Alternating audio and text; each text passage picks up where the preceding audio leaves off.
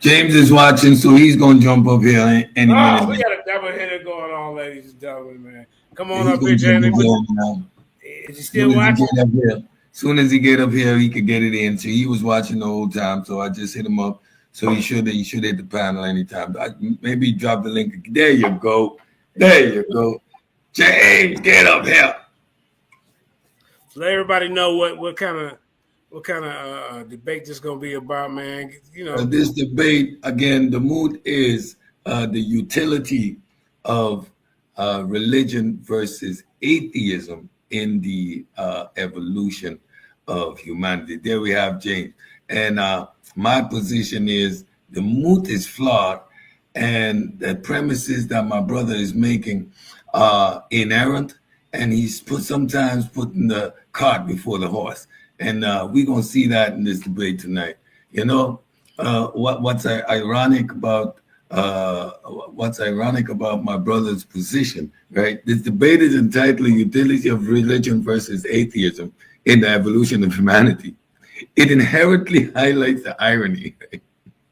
We're going to use the scientific method, data, and reasoning to advocate for religion, an institution that often was promoting ideas contrary to scientific inquiry. Historically, religion has resisted many scientific advancements, from the heliocentric model to evolutionary theory.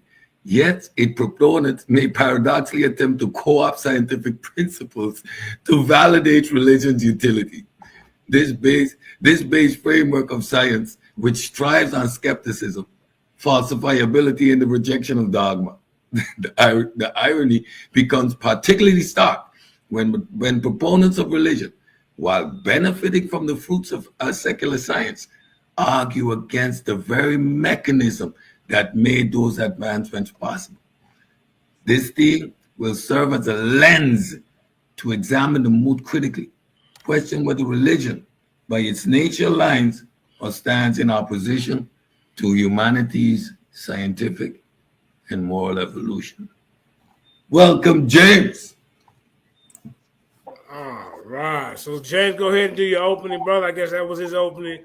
And then we're going to do what y'all want, 3 10-minute rounds, 3 12-minute rounds? I got a 10-minute opening, set the premise and all that. And then we got 3 15-minute rounds. That's what we said. Doing? Yeah. All right. Jay already talked about it. Okay. Yeah, we talked about it. Yeah, we talked about it.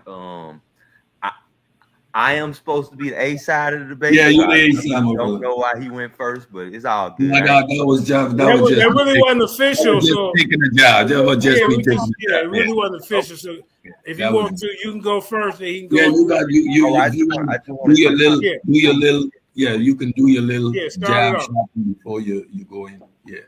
All right, can y'all let me know if y'all can see it? I see your screen. Okay, hold up. Let me see. So I guess I got to keep time. All right, hold up. All right. So what? This first demonstration is 10 minutes. Yeah, I guess so. Okay. Yeah. All right. Can you see the screen though? Yep. Whoa. All right. Whoa. Before I start, let me remove Professor X real quick. Hold up, so we can see everything. All right. Your time starts now. All right. The somebody mute their mic. What's up? I was telling some background. Somebody mute their mic. Okay. The topic of the debate is the utility of religion versus atheism in the evolution of man. If my opponent does not like the title of the debate, he should not have accepted the debate with the title that was given, because I am on the side of religion. I believe that religion, and I think science definitely backs us up, that religion does have utility in the evolution of man. All right. So I'm also in this debate. I am not arguing whether religion is true or false. That's not what I'm arguing about. The argument is about in the past evolution of mankind, which had more utility, religion or atheism. It's not about which ideology we think is best going forward into the future, not what ideology we think is best right now we're talking about the evolution of mankind throughout its history.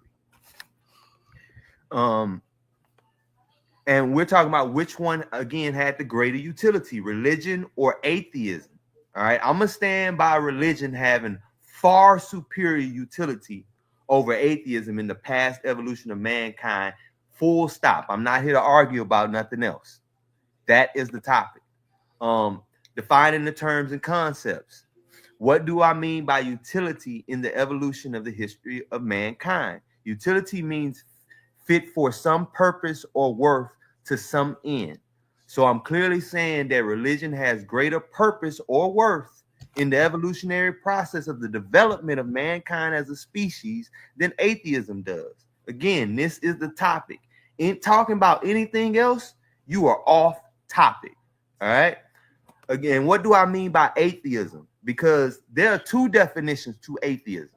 There's not one. They like to try to pick one side, but there's two definitions of atheism. There's a metaphysical definition that when you are standing on your square and saying that there is no such thing as a God whatsoever, that is metaphysical atheism. There's a second one that's more subjective, one that's more to you, more personal. To me, this is a religious type form of atheism, and that is the lack of belief. It is their subjective personal feeling about God. It's not making any statement about the objective world, whether a God exists or not. It's hey, just Brother James, did you mean to change the screen, or you just? No, I'm reading right here on the right side of the screen. It's saying defining key terms and concepts. You see that, right? Okay, my fault. Go ahead. Yeah. All right. So in this case, though, and in the context of evolution, because this is a cognitive and psychological study, we actually have to use the lack of belief in gods, the subjective psychological position. All right. So I'm not going to give any expose on it. I'm just going to go over what topics are going to be. The first round topics are going to be, we'll be talking about just mechanistic explanations for a man evolving to be religious, because even atheists, scholars have to admit that all evidence point to men did evolve to be religious, whether it's a byproduct of other evolutionary processes or not. It still was an outcome of evolution.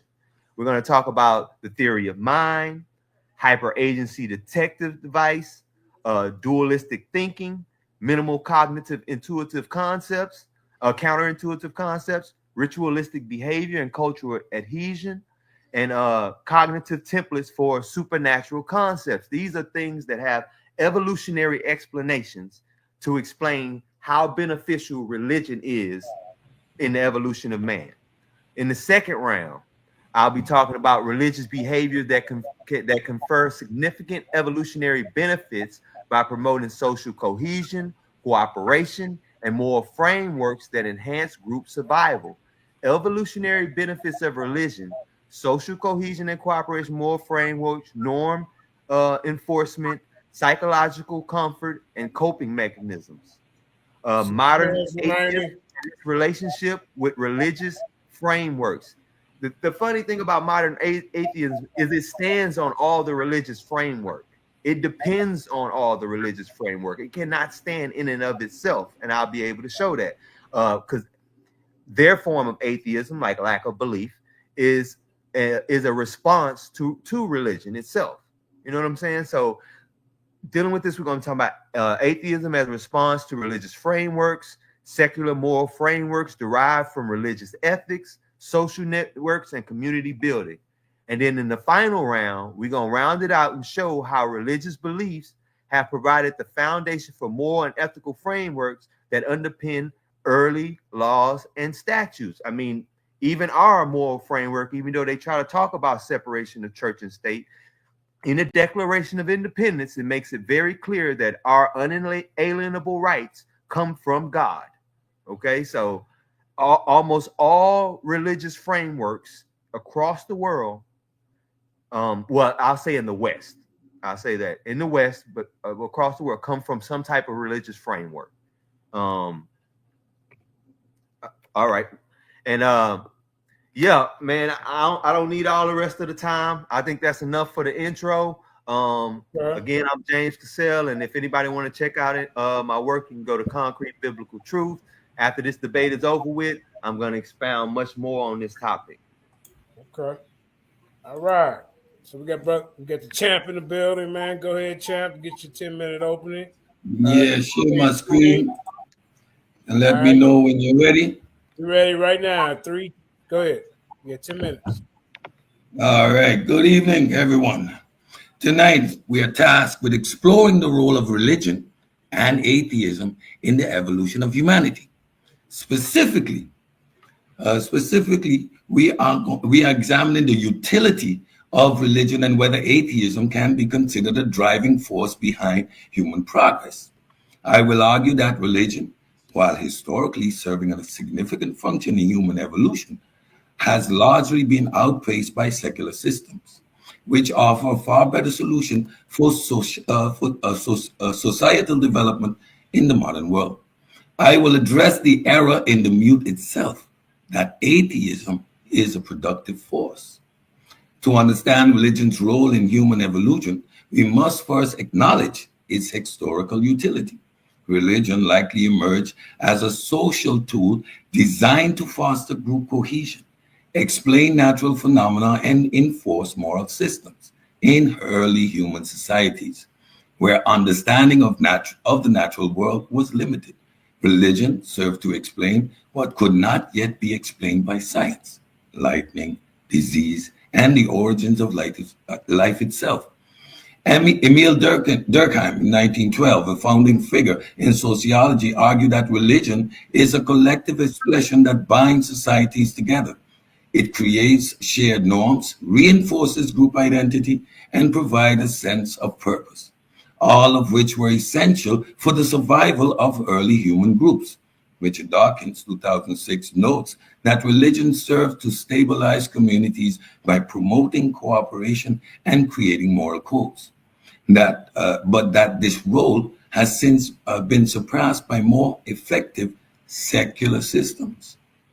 Historically, religious systems helped organize societies and establish legal frameworks. For example, the Code of Hammurabi, one of the oldest deciphered writings of significant length, was deeply entwined with religious beliefs about divine authority. In these early societies, religion and law were inseparable, and the religious systems provided legitimacy to societal rules. As Max Weber in 1922 suggests, the religious ethos often shaped the economic and social structures of civilizations, as seen in the rise of Christianity's influence on Western legal systems and the moral underpinning of the Enlightenment. However, while religion may have been useful in early human history, it is no longer the most effective mechanism for fostering social progress. Religion has often impeded scientific progress, and this is particularly evident in historical episodes such as the trial of Galilei in 1633. Galileo's support of the heliocentric model of the solar system, a scientific theory that contradicted the religious views of the universe, led to his conviction by the Catholic Church. This event is a clear example of religion's suppression of scientific inquiry. Koesters in 1959 detailed how religious institutions in medieval Europe obstructed the progress of science, holding back intellectual advancement for centuries. Similarly, Darwin's theory of evolution, which is now universally accepted as the cornerstone of biology, was initially met with fierce resistance from religious authorities who found the idea of natural selection incompatible with biblical accounts of creation. Moreover, in many theocratic societies today, religion continues to stifle progress. Saudi Arabia and Iran, for instance, are known for their oppressive religious regimes that curtail scientific inquiry, especially in fields such as genetics, cosmology, and medicine. Harris, in 2004, argues that religious dogma, when intertwined with governance, often creates an environment where scientific advancement is actively hindered and intellectual freedom is stifled. Secular societies, better outcomes for humanity. In contrast to religious governed societies, secular systems, those that separate religion from governance, tend to outperform theocratic systems in numerous important metrics, such as healthcare, education, gender equality, and overall well being. Sweden, Norway, and the Netherlands, all secular democracies, are prime examples of societies where secular governance 5 minutes correlates with remaining. better standing of living. According to Pew Research Center in 2017, these countries have higher levels of satisfaction, lower crime rates, and greater gender equality than highly religious nations. In addition, Halliwell, Larratt, and Sash in 2019 in the the world's happiness report show that nations with a high degree of secularism also tend to rank higher on measures of happiness and life satisfaction. This is because secular societies tend to prioritize evidence-based policies that promote welfare for all citizens, regardless of religious beliefs. These societies focus on universal human rights, which lead to the protection of marginalized groups and the fostering of inclusive communities. Fukuyama in 1992 argues that secularism has enabled the development of democratic systems that promote civil liberties, personal freedoms, and societal justice, principles that are vital for societal progress. The high level of education, healthcare, and equality observed in secular nations are direct results of policies informed by reason, evidence, and the scientific method rather than religious dogma. The central error in the moot is the assumption that atheism itself is a productive force for societal progress. Atheism is simply the lack of belief in deities. It does not, in of itself, offer a framework for societal structures or advancement, as Dawkins in 2006 pointed out. Atheism does not dictate how societies should be organized, but how moral system should be formed. Instead, it is the broader framework of secular humanism, an ethical system based on reason, empathy, and human welfare that play a crucial role in societal advancement. Humanism fosters values that promote social justice, equality, and scientific inquiry, which is true drivers of progress. In contrast, religious systems often operate on faith and dogma, where belief in unproven claims take precedence over evidence and reason. The scientific method, which is inherently secular, emphasizes skepticism, observation, and experimentation. It has been the driving force behind all major advancements in technology, medicine, and societal organization. Sagan in 1996 eloquently explains that a scientific method, while not free from errors, is the best tool humanity has for expanding knowledge and improving the human condition.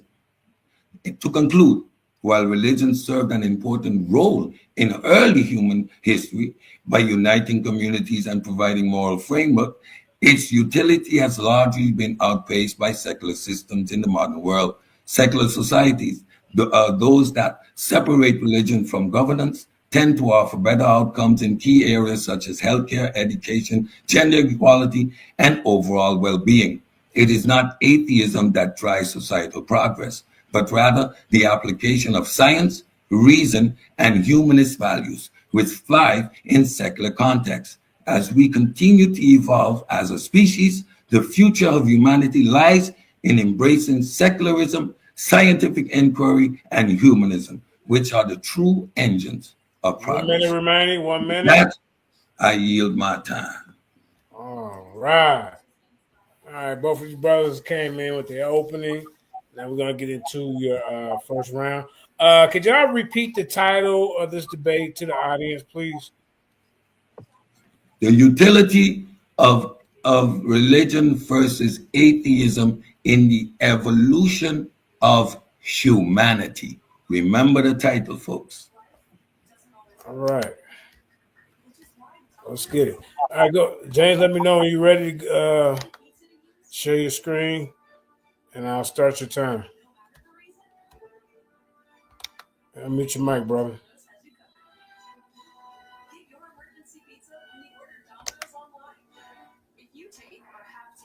Brother Dag TV. My bad. I was trying to share my screen.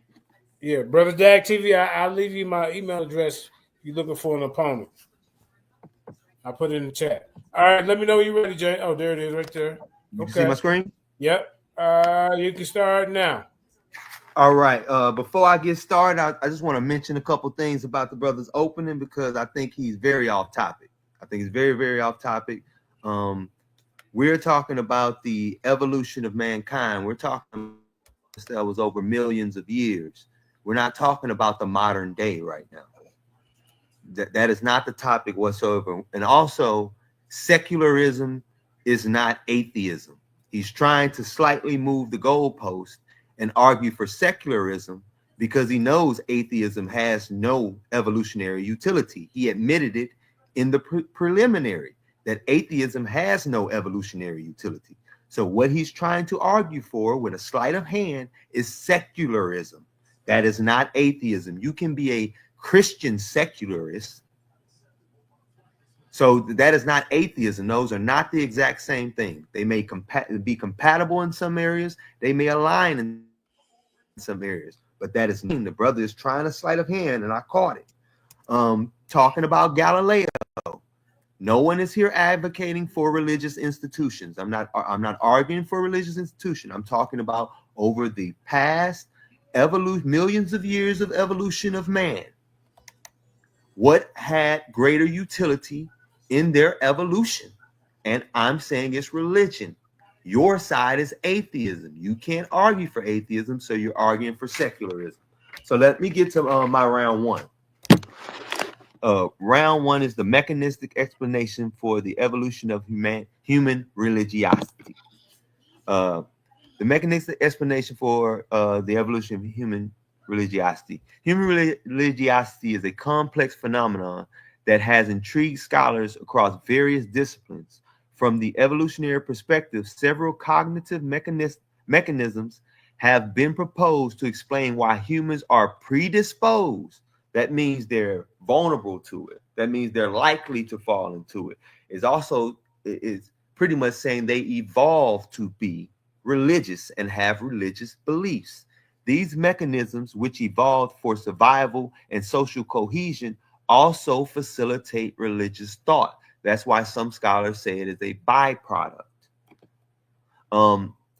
Starting here, we have the theory of mind. What is the theory of mind? The theory of mind refers to the human capacity to contribute mental states such as beliefs, intentions, and desire to oneself and others. This ability enables individuals to interpret and predict the behavior of others, fostering social interactions and cooperation. In the context of religiosity, the theory of mind allows humans to conceive of deities or spiritual beings as entities with intentions and consciousness.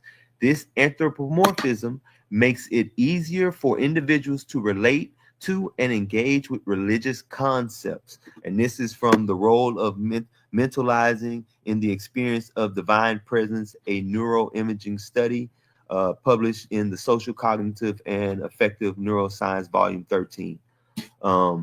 And it was the origin of the theory of mind is with David Premack and Guy Wolfruff first proposed the concept in 1978. They were interested in whether chimpanzees could understand human intentions and goals, and that's how they kind of came up with the concept. And that is a picture of David Premack. All right, theory of mind, a little bit more about it. The theory of mind is a concept in psychology that refers to someone ascribes mental states such as belief, intention, desires to oneself and others. Like I said, going to the second column of components, perception. Perceptiveness can include the ability to identify facial expressions, body language, and other social cues that signal the person's emotional state.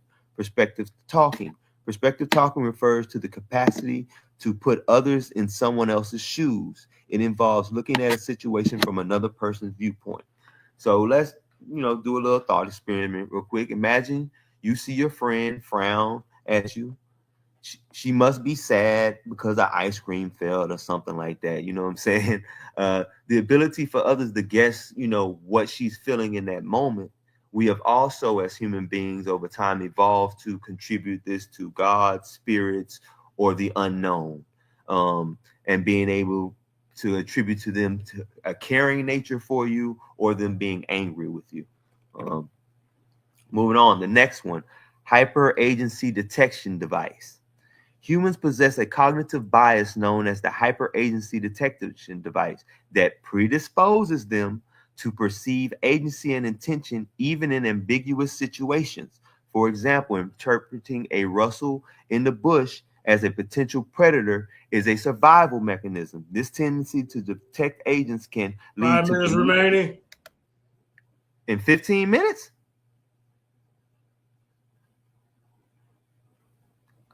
Ain't no way that was 15 minutes, bro. This tendency to detect agents can lead to beliefs in invisible beings or forces laying the groundwork for religious thought. Yeah, you're right. I was doing 10 minutes. My fault. Yeah, I was like, man, bro, that was quick. 10 minutes remaining. My fault. All right, I'll skip over the example. This is a quote from Richard Dawkins. Our hyperagency detection leads us to attribute intention and purpose to the unexplained, paving way for religious thoughts. Moving on to the next one, dualistic thinking. Dualistic thinking is the inclination to perceive the mind and body as separate from one another.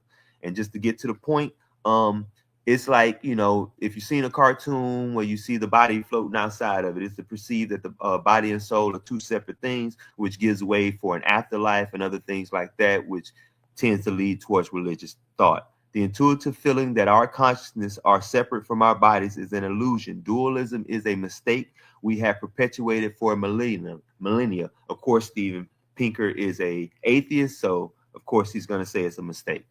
We're going to skip over that to keep it moving. Minimally counterintuitive concepts. Religious ideas often involve entities that violate some intuitive expectations, such as remain largely comprehensible, such as invisible yet conscious deity. What this is pretty much getting to is that religious concepts are particularly contagious because they have this minimal amount of counterintuitiveness in it, like a miracle thrown into it, or a metaphor thrown into it, that like a talking snake or a talking donkey, something like that is counterintuitive just enough to make it extremely memorable to the point where it becomes like contagious. That's why Richard Dawkins calls religion a mind virus. Next thing, ritualistic behavior and social cohesion. Engaging in collective rituals and ceremonies enhances group cohesion and cooperation. These practices reinforce safe beliefs and values, creating a sense of belonging and identity among groups. Pretty much rituals bind groups together, creating shared identity that is crucial for survival of the community, according to Richard Sosis. And this is just something, like even if you're talking about a football team, hey, they get together, they cheer, they pump each other up right before the game, they get riled up. This is a ritualistic behavior that creates cohesion, and you can look at this outside of a religious context. This still applies. We as humans do this. OCD is also a form of this ritualistic. Cognitive templates for supernatural concepts. Humans have cognitive templates that make it certain supernatural concepts more readily acceptable. These templates are shaped by cultural and environmental factors influencing the type of religious beliefs that emerge and persist within society. Understanding these cognitive dispositions provides insight into the natural emergence of religiosity in human society, right? Our minds are freely tuned to believe in gods because they tap into our intuitive cognitive templates, according to Justin Barrett. And yeah, it's pretty much saying that we pretty much evolved to be religious. And these religious concepts gave us evolutionary advantages. And when I get around to, I'll really expound on that. And in conclusion, the evolution of human religiosity can be understood through the lens of these cognitive mechanisms. While each mechanism serves specific adaptive purposes, their interplay creates a cognitive environment conducive to religious thought. This perspective underscores that religiosity is not an isolated trait, but a byproduct of deeply ingrained mental process shaped by evolution. These mechanisms, like the ability to imagine invisible beings, connect with others through rituals, or separate the soul from the body, help explain why religious beliefs are so common across cultures. By recognizing how human minds are naturally wired to 5 minutes develop remaining. such how long? 5 more minutes. Appreciate it. Such beliefs, we gain deeper insight into persistence and adaptability of religion through history. Ultimately, this explanation does not diminish the significance of religious beliefs, but highlights their role in human evolution as tools for survival, cooperation, and meaning making. And again, I want to reiterate what the brother was doing in his opening, because I take it that this is what's going to be his whole presentation is going to be about. Being off topic, trying to present secular humanism or secular thought and concepts as if they are atheistic thoughts and concepts. They are not. And as I'll show later, a lot of these depend heavily on the framework laid by religion. They still hinge on them. And to try to say that a lot of these secular perspectives are so great, even in our own country here in America, where they, promote secularism as this great thing, what did the country do? They voted for religion. Why? Because structure, because order. That is what it brings. That is why it conveyed the evolutionary advantages it did. It brought people together. It brought together close knits. And when you bring these people together, they can do things as a community. Atheism breeds isolation. And I will show that later on that this is agreed upon. This is why humans didn't evolve to be atheists, because they wouldn't have been. The bigger communities which had these religious predispositions would be bigger than the atheistic communities, and would eventually either take over and merge the atheistic community into them, making them religion, or they'll wipe them out. It's just basic competition. That is what evolution is about. And also a core thing about evolution, let me pull it up real quick. I got a few minutes. Let me see. Let me read it, because I think the brother is trying to kind of skate out on what evolution is. The theory of evolution by natural selection was first formulated in Charles Darwin's book On the Origin of Species, published in 1859. In this book, Darwin describes how organisms evolved over generations through the inheritance of physical and behavioral traits, as Natural Geographic explains, because I'm reading this from a live science source. The theory starts with the premise that within a population, there are variation in traits such as beak shape, so on, with the Galapagos Islands. Let's get a little bit closer. According to the theory, individuals with traits that enable them to adapt to their environments, like religiosity being one of those traits, will help them survive and have more offspring, which is also something religiosity promotes over secularism. Secularism does not promote many offspring, which is the point of evolution, which will inherit those traits. Individuals with less adaptive traits will less frequently survive to pass them on. Over time, the traits that enable species to survive and reproduce will become more frequent in the population, which is why humanity is like 90% believe in God. I'm not saying they are a part of a form of religion, because that's a game people like to play. I say they believe in some type of higher power or spirituality. Become more frequent in the population, and the population will change or evolve, like I said about the larger theistic community meeting the smaller atheistic community. You either have to merge or be wiped out. according to Biomed Central, through natural selection. Natural selection is some adaptation that took place over time. What he's 30 talking seconds. about. How long again? 30 seconds left. Thank you. I'll sum it up real quick.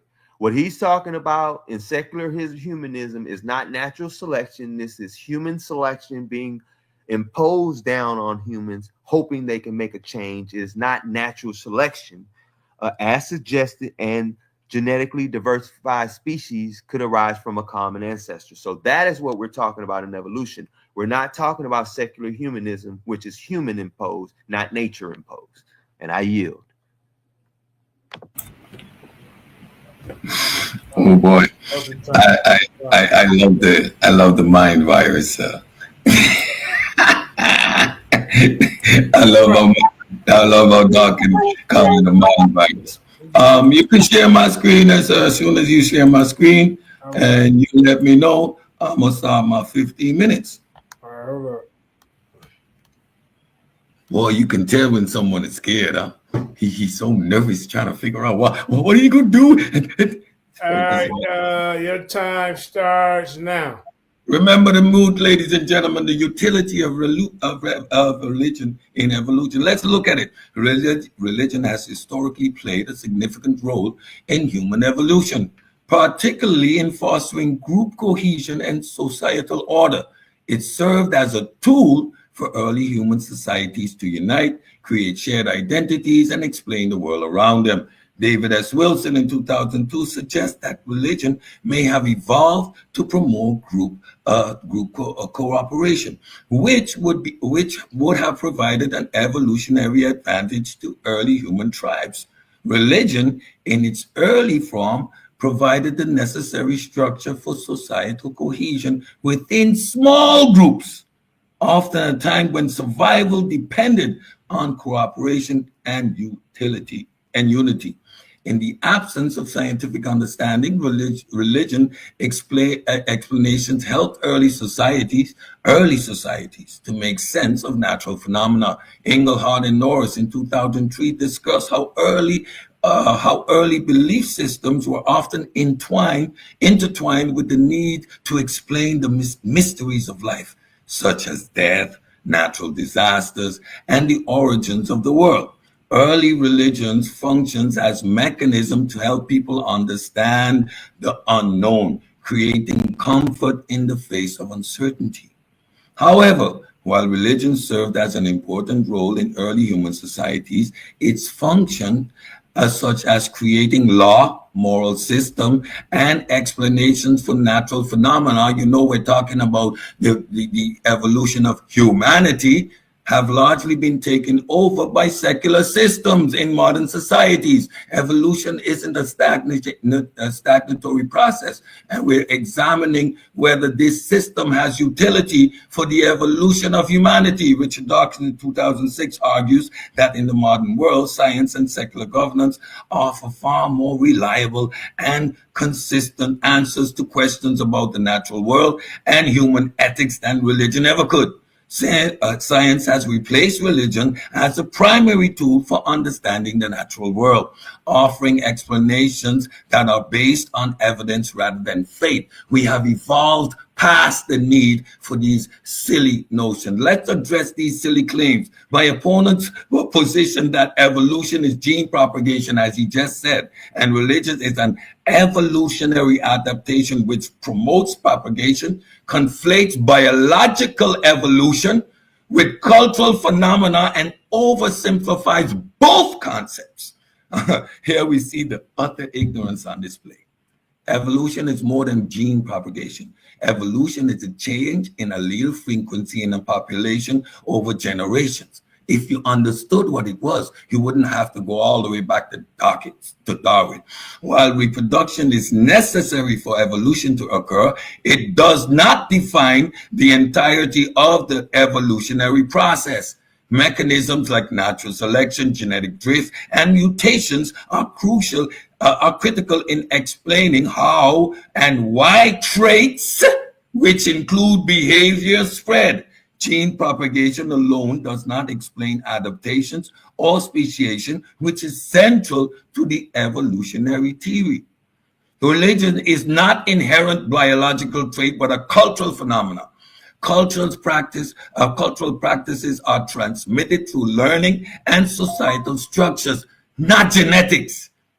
Silly rabbit. While religion may influence behavior, its role in promoting gene propagation is indirect and varies widely across cultures and contexts. For example, some religions promote celibacy or discourage reproduction. For example, the Catholic Church, the clergymen, yeah, and the monks, the Buddhist monks, for example. Secular societies can achieve high reproductive success through socio-economic stability, not religious mandates. Look at the sources there. If you think I'm making it up, religion is better understood as a byproduct, of other evolutionary adaptations, such as, pause my time, JJ.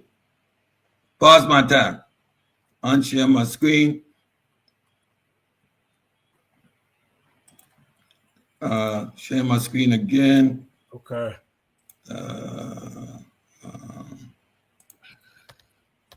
Hold up.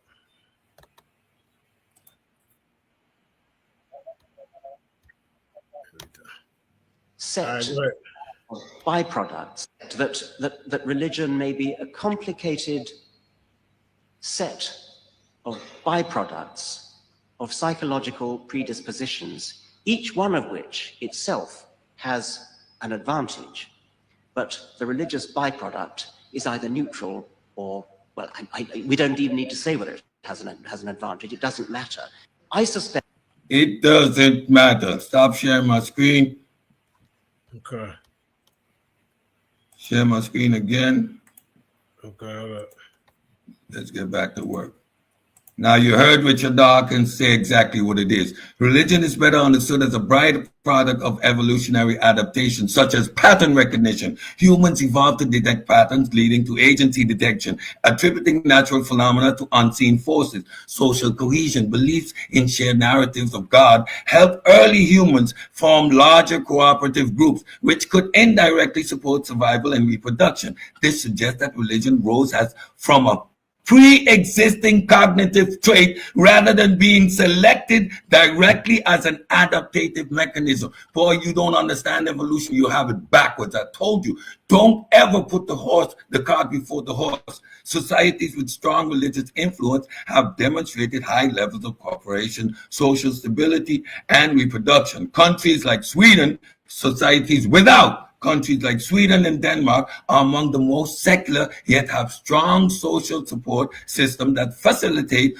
family life and child rearing. These examples show that religion is not necessary for promoting reproductive success. Get out of here. Misconception about the role of religion in propagation. While some religions historically promote high fertility rate through norm encouraging large families, this is cultural, not evolutionary adaptation. You don't know what you're talking about. Religion does not directly promote propagation, biological, but instead influences social structures which vary across time and place. Traits driving reproduction, such as sexual desire and parental investment, are rooted in biology and not contingent on religion. How the hell we get here to develop religion if we wasn't already propagating? You silly rabbit. Your claim reduces evolution to mere gene propagation, which ignores critical processes like natural selection, genetic drift, and mutation. Religion, as a cultural phenomenon, is not an inherited trait, but a byproduct of cognitive and social adaptation. While it may have influenced group cohesion historically, secular societies today achieve higher reproductive success without it, showing that religion is neither necessary nor universal for propagation. Evolution operates at the genetic level, while religion is a cultural construct shaped by human cognition. Drawbacks of religion. While religion helped early societies, its influence has also been detrimental in many instances. We already talked about the Catholic Church opposition to Galileo in the 17th century. It was well documented how religious dogma hindered scientific progress. Galileo's support for the heliocentric model, right, of the solar system, which placed the sun at the center rather than the earth, led to his condemnation. Right? Likewise, Charles Darwin's theory of evolution. Again, we went over this. Now let's continue. Religion has also often been a source of conflict and violence. You talk about cohesion. For example, Machiavelli in 1517 discussed how religious war in Europe, such as the 30-Year War, were driven by competing religious ideologies and resulted in immense bloodshed. In such theocratic societies, religious authorities often justify violence and oppression, highlighting the dangers of intertwining religion with governance. The fallacy religious people often commit when equating theism with atheism in terms of utility is a category error. Theism and atheism are not comparable frameworks of utility because theism is a belief system involving claims about the nature of reality, morality, and purpose, often tied to institutions, while atheism simply the lack of belief in gods. This comparison wrongly assumes that both are equivalent in function and purpose, to even be comparing the two. The false equivalence. Theism is an active position while making claims about existence, purpose, and morality. It often provides structure, a structured worldview. Atheism, by contrast, is a passive stance, a lack of belief in God, not a comparative ideology or system with inherent rules or structures. Comparing their utility assumes atheism must provide what theism claims to offer, for example, morals, guidance, and community, which misunderstands atheism's scope. Shifting the burden of proofs, theists may argue that atheism must justify its utility, yet atheism makes no positive claim. Instead, it merely rejects theism due to its insufficient evidence. Tools used by atheists, right? Atheists often counter these flawed comparisons by using tools rooted in logic, science, and secular ethics, exposing logical fallacies such as false equivalency or appeal to consequence. Clarifying and rejecting God doesn't imply adopting a particular system like religion. Evidence-based reasoning, highlighting that morality, cooperation, and social cohesion are evolutionary traits not reliant on religion.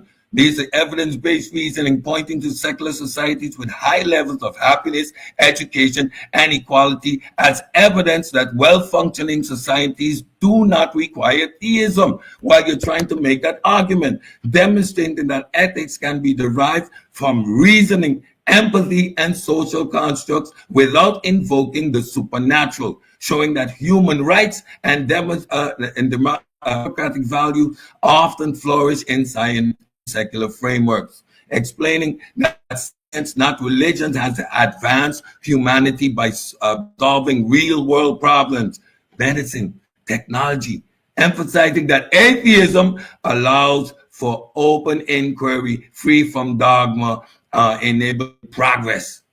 Theism's claim to provide utility by appealing to divine authority and community structures. However, atheism doesn't need to match this utility because it is not a belief system. Instead, atheism uses rational, evidence-based tools to build ethical, thriving societies. By rejecting unsupported claims, atheism enables a focus on tangible improvements to human life rather than adhering to unverifiable doctrines. This distinction dissolved the supposed equivalence between theism and atheism regarding utility.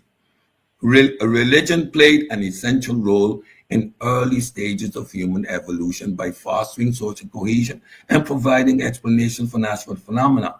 However, as we are talking about the evolution of humanity, which is a continuing process, Modern societies, many of the functions once served by religion, such as creating laws and moral systems, are now more effectively fulfilled by secular systems. You can't get around it.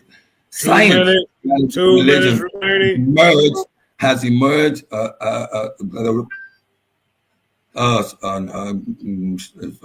Science, rather than religion, has emerged as a primary method of understanding the natural world.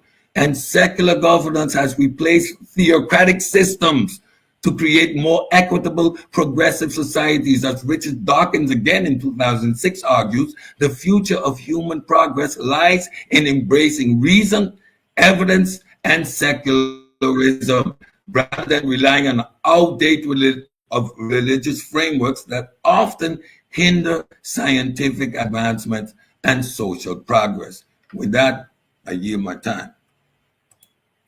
All right. Enter the first round. Now let's get into our second round, Brother James Cassel. Both of you brothers bring a lot of good information. I hope y'all are ready for it. You know, take some notes, man. Do some comparative studies, things of that nature. James Cassel, let me know when you want to share your screen, and then we can start your time, brother. All right, I'm getting it up right now. All right. Hope y'all enjoying this double hitter that we got going on today in the Lions Den. JJ7K TV. Here's his second round. Let's go. All right, cool, man. Let's go over some things again, man. He keep trying to play this sleight of hand by arguing for secularism and not atheism, right? And he admitted right there again that atheism has no utility, and he did it by trying to say, oh, well, he doesn't understand what atheism is. We gave the exact same definition for it. We gave it. And he accepted the debate and the title as I gave it. So he can't complain about the title now. The topic is atheism versus religion, which had greater utility in the evolution of man. That's the topic. You can't complain about the topic. You accept it, bro. Also, you kept saying I made claims that I don't remember making. I mean, like, don't just throw things on me that I never said, okay? You have to actually listen to what I said in the debate and deal with what I'm saying in the debate, not with your preconceived notion of what you thought I was going to say. Also, man, source up or shut up. Where's this man's sources? I'm sitting here looking at them slides, looking for sources. I don't see no sources, man. This man needs to get some sources out here, man. He's just making up stuff and we supposed to accept it without any sources. No peer-reviewed articles, no PhDs like I'm presenting, just his feelings. Come on, man. That ain't what we do here. We're scholars, all right? Anyway, let me get into my round two. All right. In this round, we're going to talk about the evolutionary benefits of religiosity and the role of religious frameworks in modern atheism. Again, I'm not arguing that religion is true. I'm not arguing for support of any religious institutions. I personally do not support religious institutions. I said that in the opening. So him sitting here talking about how religious institutions have stifled this and stifled that with science. We're not debating science right now and versus religion, reverting atheism versus religion in the evolution of man and its utility. Come on, get on topic, bro. I don't know what's up with you. All right. Modern atheism and its relationship with religious frameworks. Definitions and key concepts. Social cohesion, the bonds that bring society together, promoting trust and cooperation among individuals.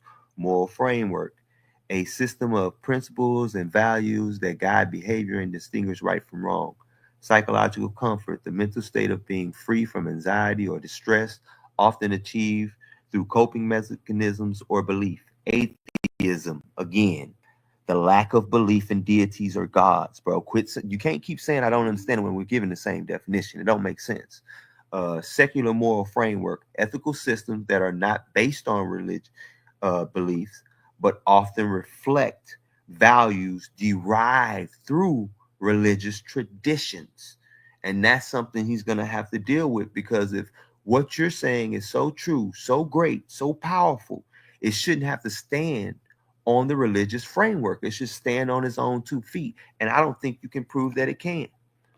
The key argument here: religious behaviors confer significant evolutionary benefits, not that they're true, that they confer significant evolutionary benefits, which is the topic, by promoting social cohesion, cooperation, and moral frameworks that enhance group survival. Modern atheism, while distinct, has flourished within societies where religious frameworks have historically established more moral and social norms, like in Sweden that he brought up, that has been Christian for hundreds of years and already has the Christian to build secularism on top of. Show me an atheist moral framework that secularism was built on top of it, or a secular, purely secular moral framework that does not borrow from religious tradition. You can't do it because none exists. Social cohesion and cooperation. Religious beliefs and principles have been instrumental in fostering social cohesion and cooperation among individuals. By promoting shared norms and values, religion facilitates coordinated group actions, which were essential for survival in early human societies. Again, we're talking about the evolution of mankind, so we got to talk about early man, not modern man, not human imposed things on modern man. We're talking about naturally imposed things, something the brother ain't provided yet to show any evolutionary utility from atheism. He can't, because it don't exist. He already admitted it. This collective cooperation enhance the group's ability to compete with other groups and adapt to environmental challenges. Again, you can better compete against the atheist group and either wipe them out or absorb them. Again, imagine a tribe believes their ancestors watch over them and punish their selfish behaviors. Because of this belief, tribal members share food, protect each other, help groups survive attacks and disasters. Over time, this cooperation makes them a stronger tribe than others who don't have similar values. And this is what these evolutionary processes conveyed to us through religious beliefs. So these religious beliefs clearly have evolutionary utility and sources, something he ain't gave. This is a study from the evolutionary anthropology titled Ritual and Cooperative in Human Societies, discuss how religious rituals have served as costly signals to promote intergroup cooperation and trust, thereby enhancing group survival. Again, even if you don't like the religious institute, you have to notice religious institutes' ability to get people of different cultures and different local norms to come together with shared ideals. Even Europeans use this through the Roman Catholic Church to conquer the world, whether you like it or not. It's just what these belief systems provide. Research from 2020 in the religion behavior, religious and brain and behavior, titled Moralized Gods and the Evolution of Cooperation, examines how moral beliefs in moralistic, omniscient gods have facilitated large-scale cooperation in human societies by promoting pro-social behavior, some things we talked about earlier. All right. Signaling theory is a concept in evolutionary biology that explains how individuals convey honest information about themselves through behaviors or traits that are costly to maintain. The underlying idea is that only individuals with certain advantageous qualities can afford to produce these costly signals, making the signals reliable indicators of these qualities.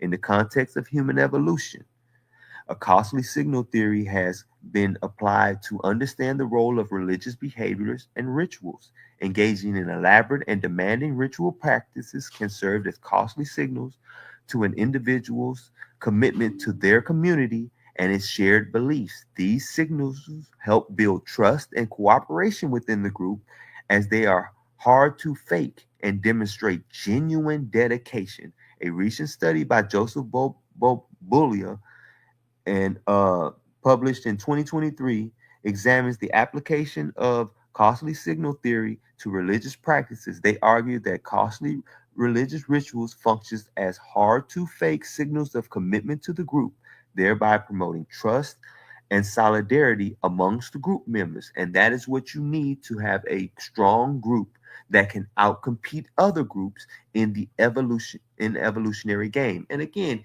he was trying to say that gene propagation ain't important, and he even tried to use Richard Dawkins, who in his famous book The God Delusion points out that organisms, which we are nothing but vehicles for genes to propagate themselves. This is one of the core arguments in his book. So for him to sit here and act like that's not a major, I didn't say it was the only thing. I'm saying it's a major, major thing though. Because if you don't propagate your genes and the line's cut off, evolution ends. So it's vital to the process. And this is the source, costly commitments under his eye, reconceptualization, the costly signal theory of religion. 5 minutes remaining. All right. Let's move on. Moral frameworks and norm enforcement. Religion provided moral framework that guided behavior and established norms within communities. Belief in supernatural surveillance and the concept of divine retribution served as powerful motivators for individuals to adhere to the social rules. We kind of went over that earlier. You see the sources there. Let me keep it moving. Psychological comfort and coping mechanisms. The brother brought that up. That's why I've been sitting here looking like, man, everything you argue that is based on the science actually supports my point. Religious beliefs offer psychological comfort by providing explanation for existential questions and coping mechanisms for life's uncertainties, such as death and suffering. This sense of comfort and purpose contribute to individual well-being and, by extension, the overall health and stability of the group. The health and stability of the group is very important moving forward. And the fact that you can alleviate some of your anxiety by moving them on to this conceptualization that you have evolved to have of a being outside of yourself is actually healthy, is actually good for your health. So that's another evolutionary benefit. Atheism as a response to religious framework. Modern atheism has emerged as a response and, in cases, a critique of traditional religious frameworks, which is why that's what he's attacking religious institutions instead of talking about the evolution of man in regards to him evolving to be religious, and why he didn't evolve to be atheist, which would be the topic. While atheism itself is characterized by a lack of belief in deities, it often operates within a moral and social structures established by religious traditions, which is all secular humanism is. It removes God from these religious structures, but still keeps pretty much everything the religion gave. Atheism may adopt secular moral systems, which is why atheism and secularism ain't the same, but he's trying to argue for secularism instead of atheism. And have been influenced by religious ethical teachings, indicating complex interplay between religious and secular worldviews. You can see the sources there because I'm actually providing them. Secular moral frameworks derive from religious ethics. Many secular moral frameworks have been heavily influenced by religious ethics. For instance, concepts such as justice, compassion, altruism, which are central to many religious teachings, have been integrated into secular moral systems, which is what the brother's advocating for, not realizing where they come from.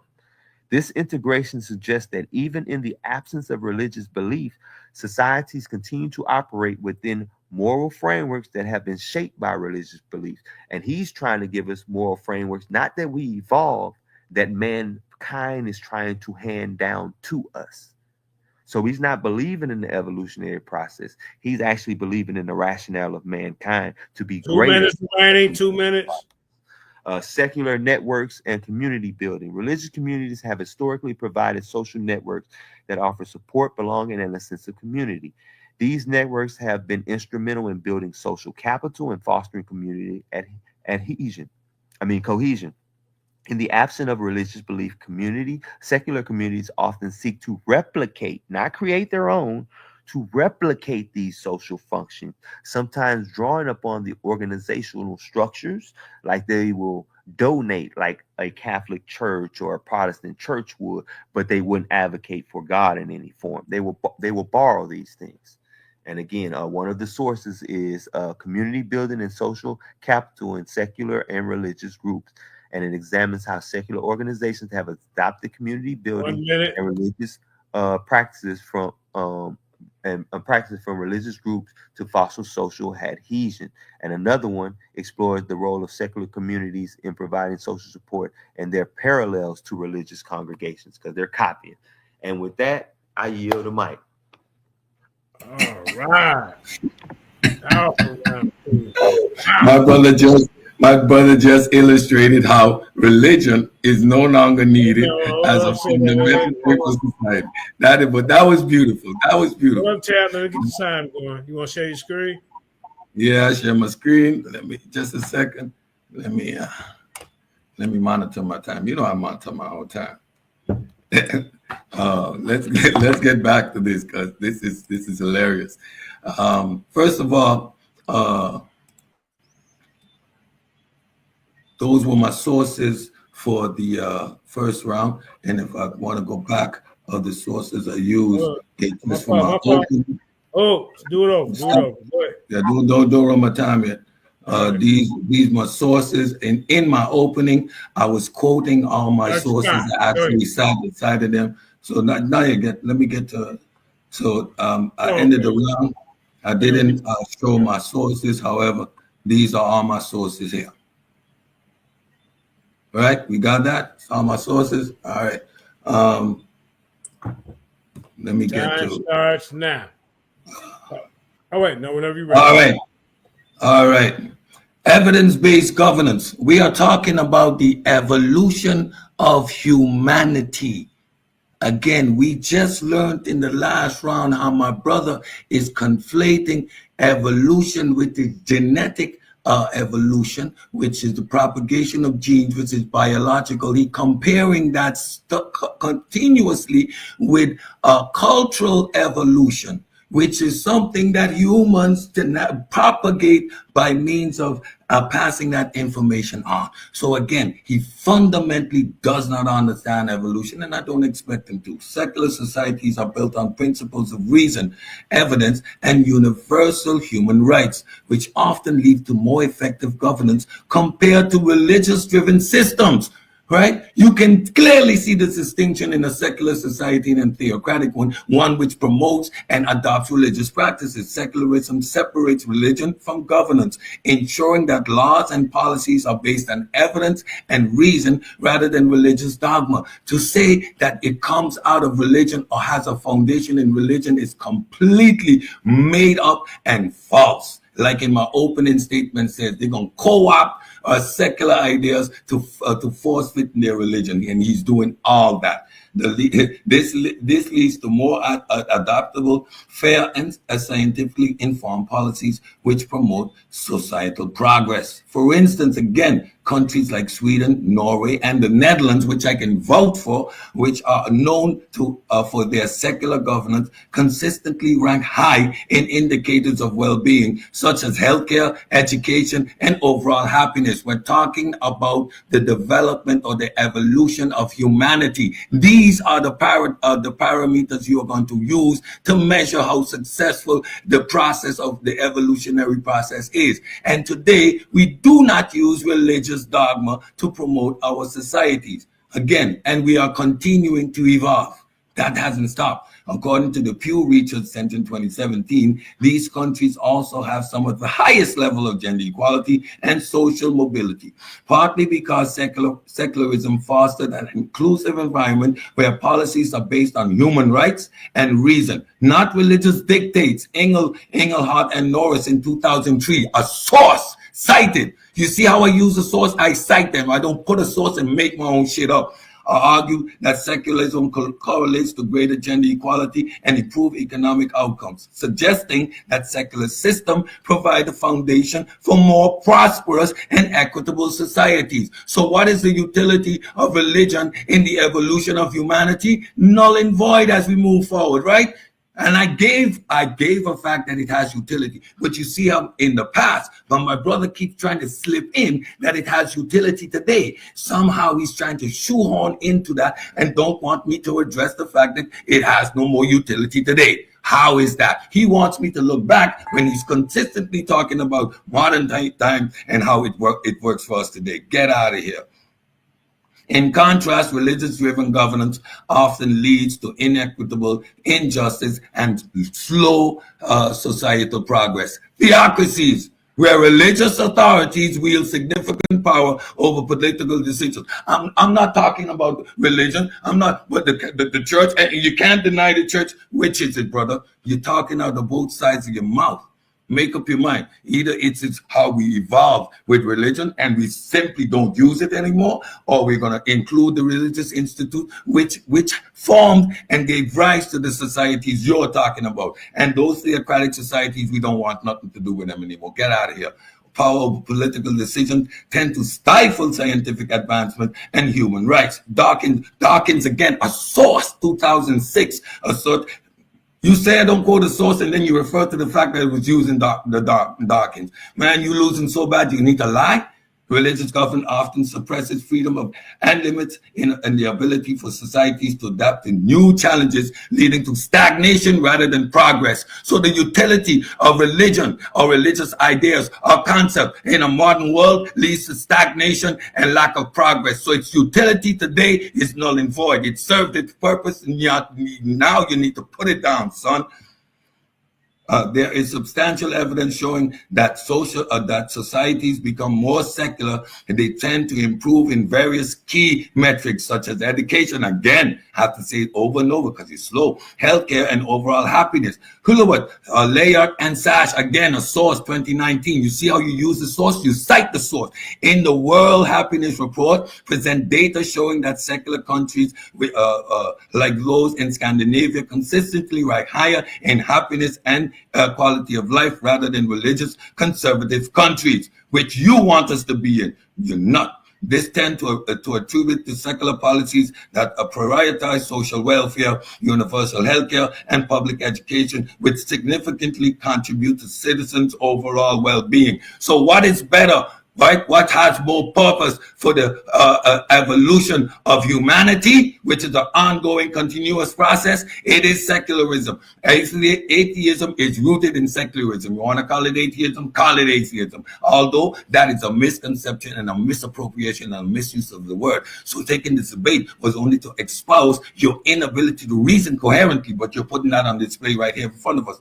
Moreover, as religious belief declined in many Western countries, societal outcomes improve. For example, Fukushima, again a source in 1992, argues that secularism had led to the development of democratic systems that emphasize human rights and political freedom. The United States, which saw a decline in religious influence and governance during the 20th century, has experienced notable improvements in civil rights and social justice during this time.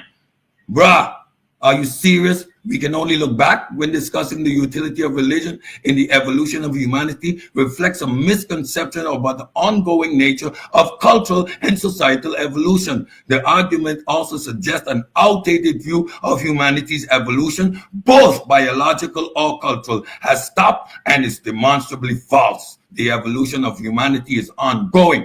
Cultural evolution continues to shape humanity through technological advancements, shifting ideologies, and changing social structures. For example, of ongoing cultural evolution, look, the rise of secularism and atheism. You see, in many developed nations, technological revolution like the internet, which transform how humans communicate. Look what we're doing here right now. And organized society, advancing medical science, the use of CRISPR gene editing, directly influencing human biology. These examples show that evolution of humanity is not a static or confined to the past, moron.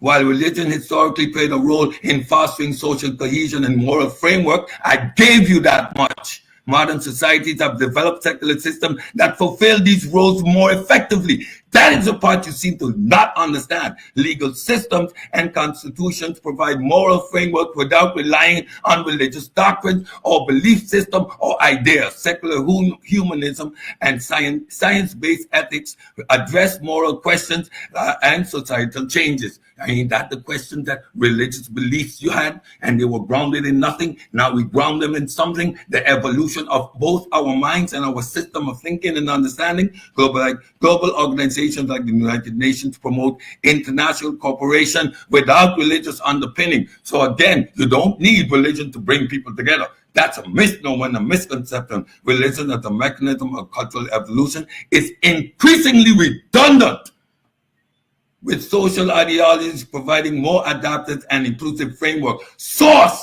look it right here, 2004 Sapiens, A Brief History of Mankind. The scientific revolution and humanism replace evolution as the primary drivers of cultural progress. There you have it. Biological evolution also hasn't stopped.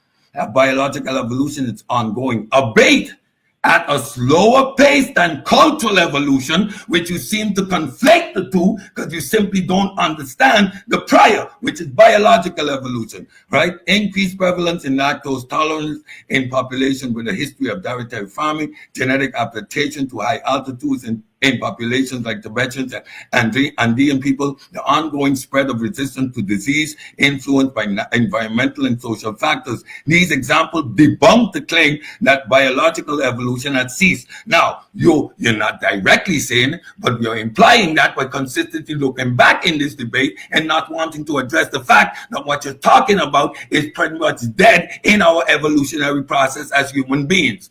We know where these ideas come from, and we no longer need them. Revolution utility as a cultural mechanism has diminished in many societies due to advancement in scientific understanding. We no longer religious explanation. I'm not talking about the church. I'm not talking about the institution. I'm talking about the ideas. So don't strawman me again. Global interconnectedness, cooperative framework now extend beyond religious or tribal boundaries. In many modern contexts, religion is more divisive than unifying, leading to conflicts, discrimination. Can I say the Middle East twice? Or do I need to say it 3 times? And resilience and resistance to progress. For example, opposition to science-based policies on climate change, gender rights, etc., etc. With religion's rigid contrast of secular systems make it less effective in meeting modern social standards. So you're telling me secular systems come out of religious concept, according to you, proving that we no longer need a religious concept, yet the religious concept has a problem keeping up with secular system. Go figure, Charlie. Evolution, whether biological or cultural, has been studied both retrospectively and in real time. Ongoing cultural shifts and adaptation provide evidence that secular systems are actively replacing religion and in providing social cohesion and moral guidance. Modern technologies and ideologies represent cutting edge of humanity's evolution, an ongoing progress, an ongoing process. For example, the global response to the COVID-19 pandemic showcased humanity's ability to innovate, cooperate, and adapt without relying on religious framework. To claim we only look back ignores observable, measurable changes happening right now. And I'm not engaging in a shoehorn debate. I'm exposing your inability to reason in real time. Don't talk about me not knowing what I'm doing or not sticking to the topic. I'm teaching. Every time I step on these platforms, the opportunity to teach. Human evolution, biological and cultural, is ongoing. While religious historically played a role in cultural evolution, its utility has waned in modern societies, replaced by secular systems that are now more adaptable and inclusive. The claim that we can only look back ignores real-time evidence of evolution, such as technological advancement, the rise of secularism, and societal advancement. Evolution, by definition, is a dynamic process and not a relic of the past. On the other hand, highly religious societies often face challenges in social development. In Afghanistan, Iran, and Saudi Arabia, let's go there now. For example, religious governance has been associated with lower levels of gender equality, limited freedom, and suppressed scientific research. Harris, 2004. Again, a source and a quote notes that such societies are often characterized by dogmatic belief systems that hinder progress in education and healthcare, while secular societies, by contrast, are more likely to foster environments where scientific inquiry and human rights are valued. The common argument against secularism that it leads to moral decay. Critics that without religious teaching, societies would lack moral foundation. However, empirical evidence contradicts its claim. Secular societies tend to have lower crime rates and higher standards of living compared to highly religious ones. For instance, Sweden and Denmark, both of which are amongst the highest secular countries in the world, consistently report low crime rates and high levels of social trust. Pew report, source, Pew Research Center 2017 report that the correlation between secularism and low crime rates is not a coincidence. Secular societies provide social safety net and promote social justice, leading to more harmonious communities. Additionally, Nussbaum, 2017, in her work Creating Capabilities, argued that secular humanism is a powerful ethical framework that promotes well-being for the individual based on reason and empathy, not religious dogma. The framework has led to the development of policies that protect individuals' rights, promote equality, and ensure fairness, which in turn has led to lower crime rates and better outcomes for citizens. Secular societies are superior to theocratic ones. When it comes to creating better social outcomes, secularism promotes reason, evidence-based governance, and human rights, leading to higher standards of living, better healthcare, and greater social equality. In contrast, religious governed societies, which mean it's no longer useful, often stifle progress. Evolution move forward. We want to develop more, you hindering us scientific discovery and limit individual freedom. As society continues to embrace secularism, they are more likely to see improvements in education, healthcare, and the overall happiness. As evidence of countries such as Sweden, Norway, and the Netherlands, science, reason, and secular humanism are the driving force behind social progress, and embracing these values will continue to lead to healthier and more prosperous societies. In my next round, I'm going to address some more of these stupid claims you have. And what you want the sources: Pew Research Center, Engelhardt and Norris 23, Dawkins 2006, Hellerwatt, Lyot and Satcher 2019, Fukuyama 2019, Harris 2004, Nussbaum 2011. Do you need more sources? Get out of here.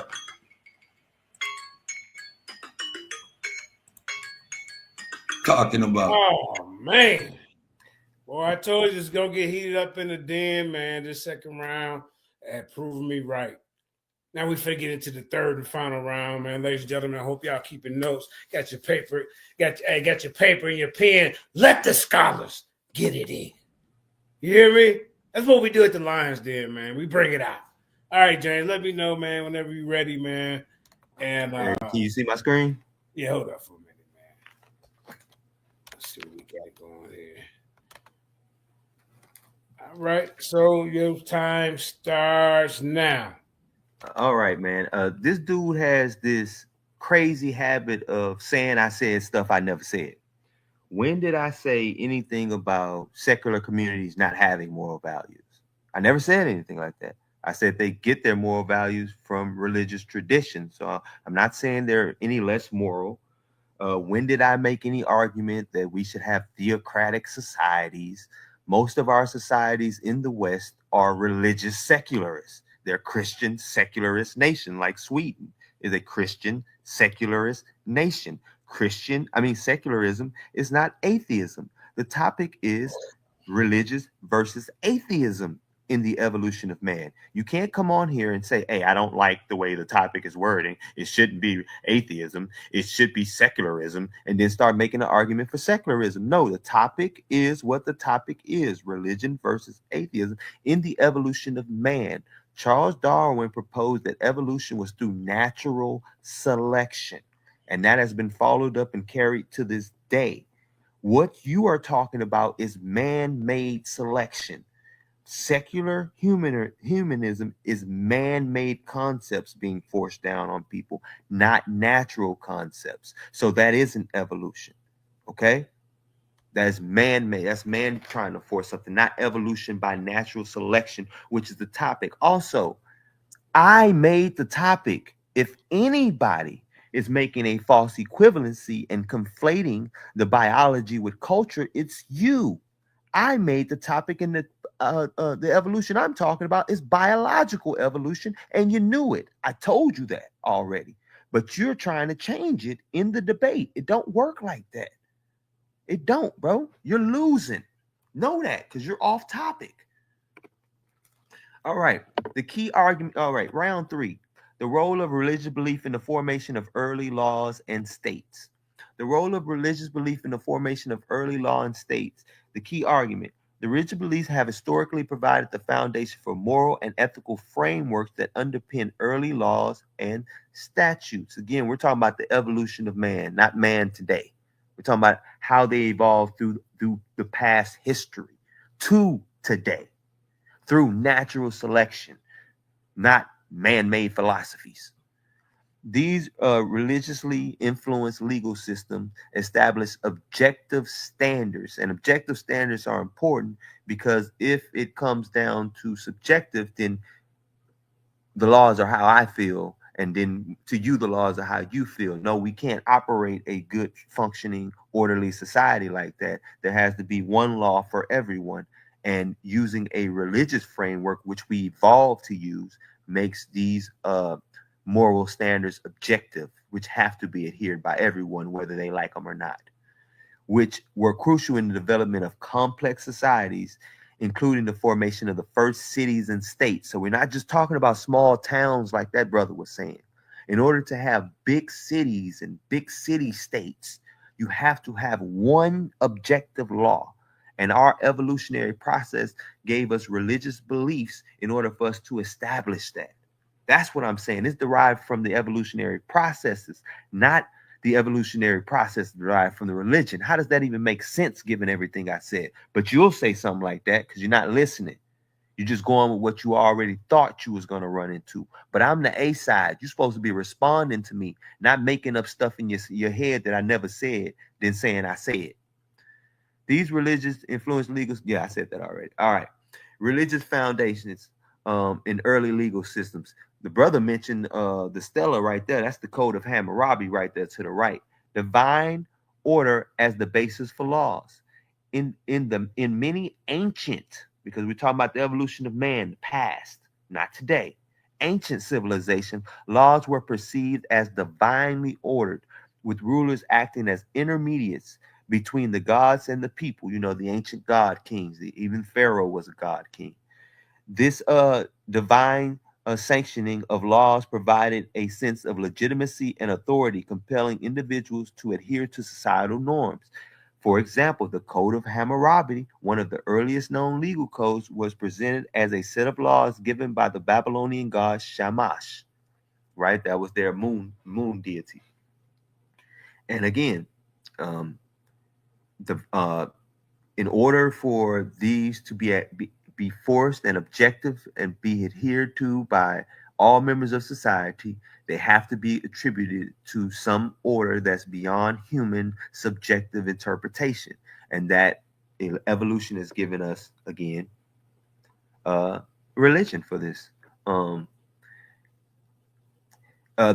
going to the source 2020 article, Journal of Law and Religion and State discusses the intricate relationship between state and religion, highlighting how divine authority was integral to the intimacy of early legal systems. Research from 2020 in Oxford Journal of Legal Studies. 10 minutes remaining. Right. Study examines the epistemic bias of comparative law scholarship, noting that religious dimensions in Western legal systems, and I'm going to post what the article is in a minute, but everybody needs to read that, especially people who live in the West, and they mention places like Sweden, Poland, all of these Christian secularist societies that he's trying to conflate with atheism. All of them have deep religious roots in their legal codes, especially if you're from the British Commonwealth. The Mosaic Code is embedded in every legal system from any country that comes from the British Commonwealth. Moral codes derive from religious teaching. Religious texts and teachings have historically served as sources for moral codes that guide legal systems. The Ten Commandments in Judeo-Christian tradition, for instance, have influenced Western legal principles concerning justice, property rights, social conduct. Similarly, Islamic law or Sharia is derived from the Quran or Hadith, providing a comprehensive legal framework for adherence. You have the study in 2020. It's the same study as I just mentioned there. The law of religion and state explores the legal regulations of church and state. Regulations have been influenced by religious moral teachings. It's actually religious moral teachings that came up with the separation of church and state, shaping contemporary legal frameworks. Research from 2020 and from the Stanford Law revealed analysis that established of religion in schools, discussing how religion moral codes have historically influenced legal standards in education standards. Rituals and ceremonies reinforcing legal norms. Religious rituals and ceremonies have played a significant role in reinforcing legal norms and societal values. Public oaths, sacrifices, and other religious ceremonies were often employed as symbolize legal agreements and ensured adherence to laws, thereby promoting social cohesion and trust within community. Now, again, in order to have a cohesive, orderly community, there has to be trust. In order for there to has to be trust, there has to be norms and different things established that everyone adheres to and shows commitment to the group. Religion, we evolved religion in order to play that role. And again, I'm not arguing whether religion is true or false. I don't believe that science can adjudicate the question of God, whether God exists or not. All it can do is give us different mechanisms by which things came to be. Codes of laws reflecting religious morality. The codification of laws based on religious morality provided a standardized set of rules that were publicly accessible and enforceable. This codification was essential for the administration of justice and the maintenance of order within early societies. For instance, the Code of Ur-Nammu, one of the oldest known legal codes, was influenced by Sumerian belief and established standards of justice and social conduct. This is from the Comparative Law and Christian, a plank in the eye by Joach Husa, Oxford Journal of Legal Studies, Volume 44, Issue 1, 2024. And also in a 2020 journal, which actually is quoted in that. That's why I put that one up there, because a lot of these journals that I mentioned are actually used in the source that I mentioned there. Discusses how legal regulations of state and church regulations have been influenced by religious moral teachings. Well, I said that already. And the other one, the epistemic bias, said that one as well. Moving on. Influence of social hierarchies and governance. Religious beliefs have influenced social hierarchies and governance structures, often legitimizing the authority of the rulers and the stratification of society. Many early religious beliefs, why you had polytheism and things like that, was because the person's job in society most of the time correlated with their occupation as a worker. So if you were a smith, you worship the smith god, so on and so forth. So a lot of social stratification was based on that, and usually the ruling god gave authority to the ruler, and he acted on behalf or in the spirit of the ruling deity. In ancient Egypt, the pharaoh was considered a divine ruler, and the legal system was intertwined with the religious doctrine, reinforcing the social order and centralization of power, which is again important if you want a cohesive group that can outcompete other groups to help further propagate your genes. And this right here is also based on the same source that I just gave earlier. A lot of that all comes out of that source. Evolutionary origins of religion. religion. Cognitive adaptation. We already mentioned the hyperactive agency detective device. Humans have a tendency to detect agency in natural events, which may have evolved as a survival mechanism contributing to religious belief. Again, the mechanisms we evolved contributed to us becoming religious.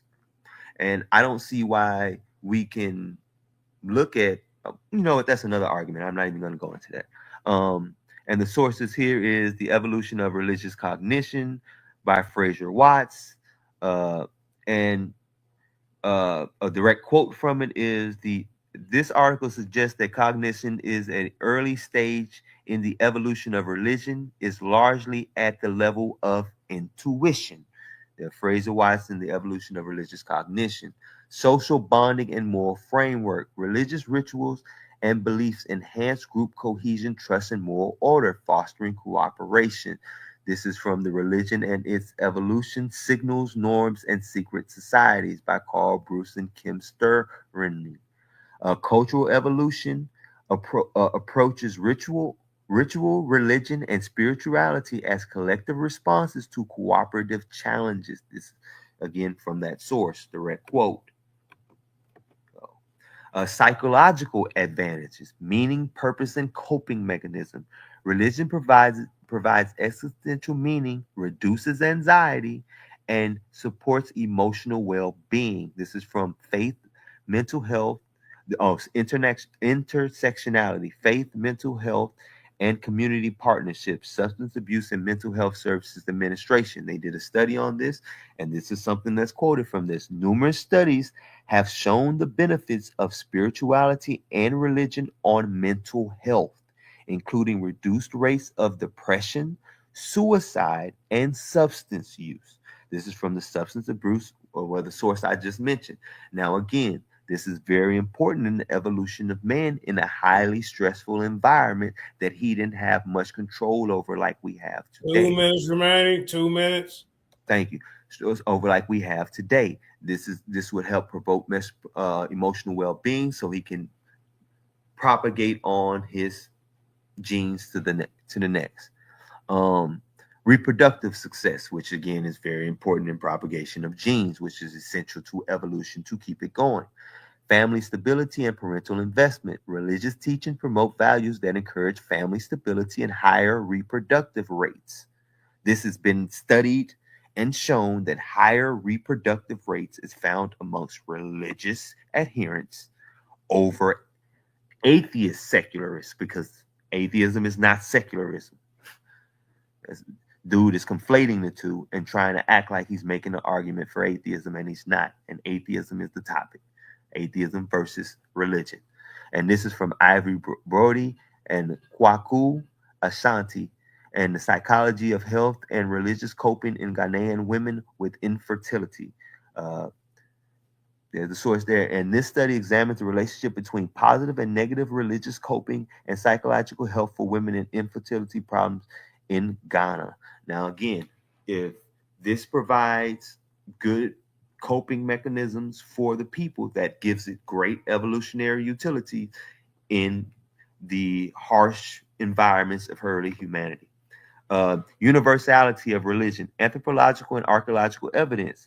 Religion is a cultural universal presented in every known society, suggesting deep evolutionary roots. Means, again, we evolved to be religious, which means it has evolutionary utility, or else we would abandon it in early evolution. And from the same source, and actually, that's not the source to this one. The source to this one is actually the source down here in the quote, which is from Yi Ting Lee in Evolutionary Behavioral Sciences. All right.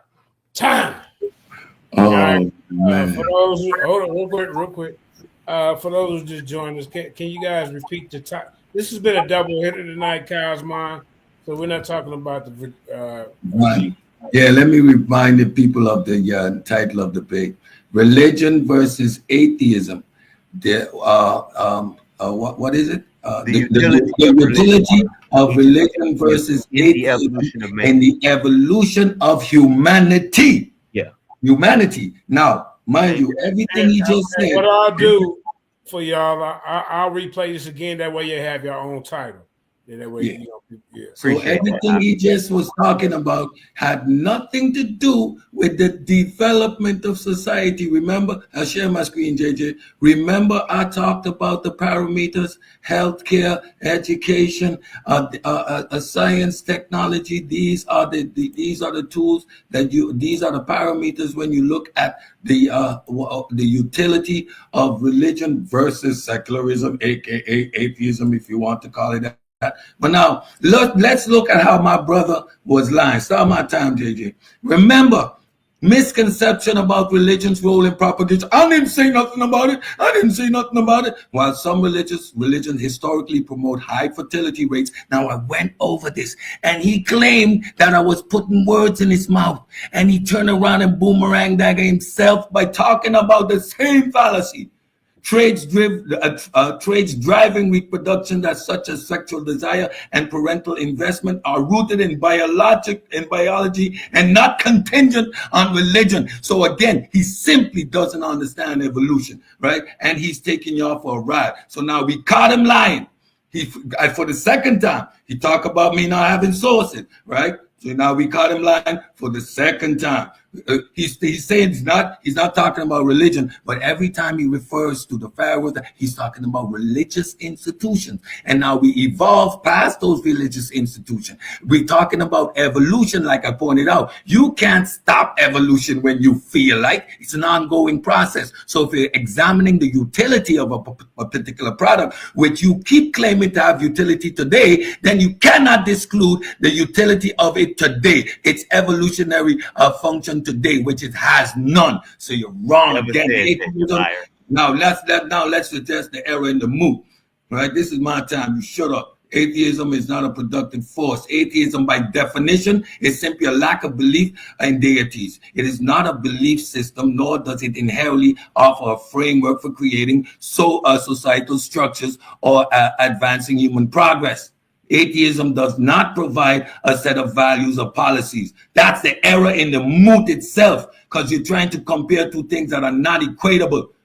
If you're talking about the evolution of society, then you must look at secularism and the framework therein. And when you look at the evolution of society, you're not going to talk about the benefits that religion has on individuals. You look about the whole overall society. What pushes society forward? What is the progress of humanity? Maybe you don't understand the words you're using, or you're trying to intertwine human evolution and humanity. Now, we clearly distinguish biological versus cultural development and phenomena, but you seem to not be able to do that. Richard Dawkins in 2006 pointed out atheism itself does not lead to societal change or improvement, but rather it embraces the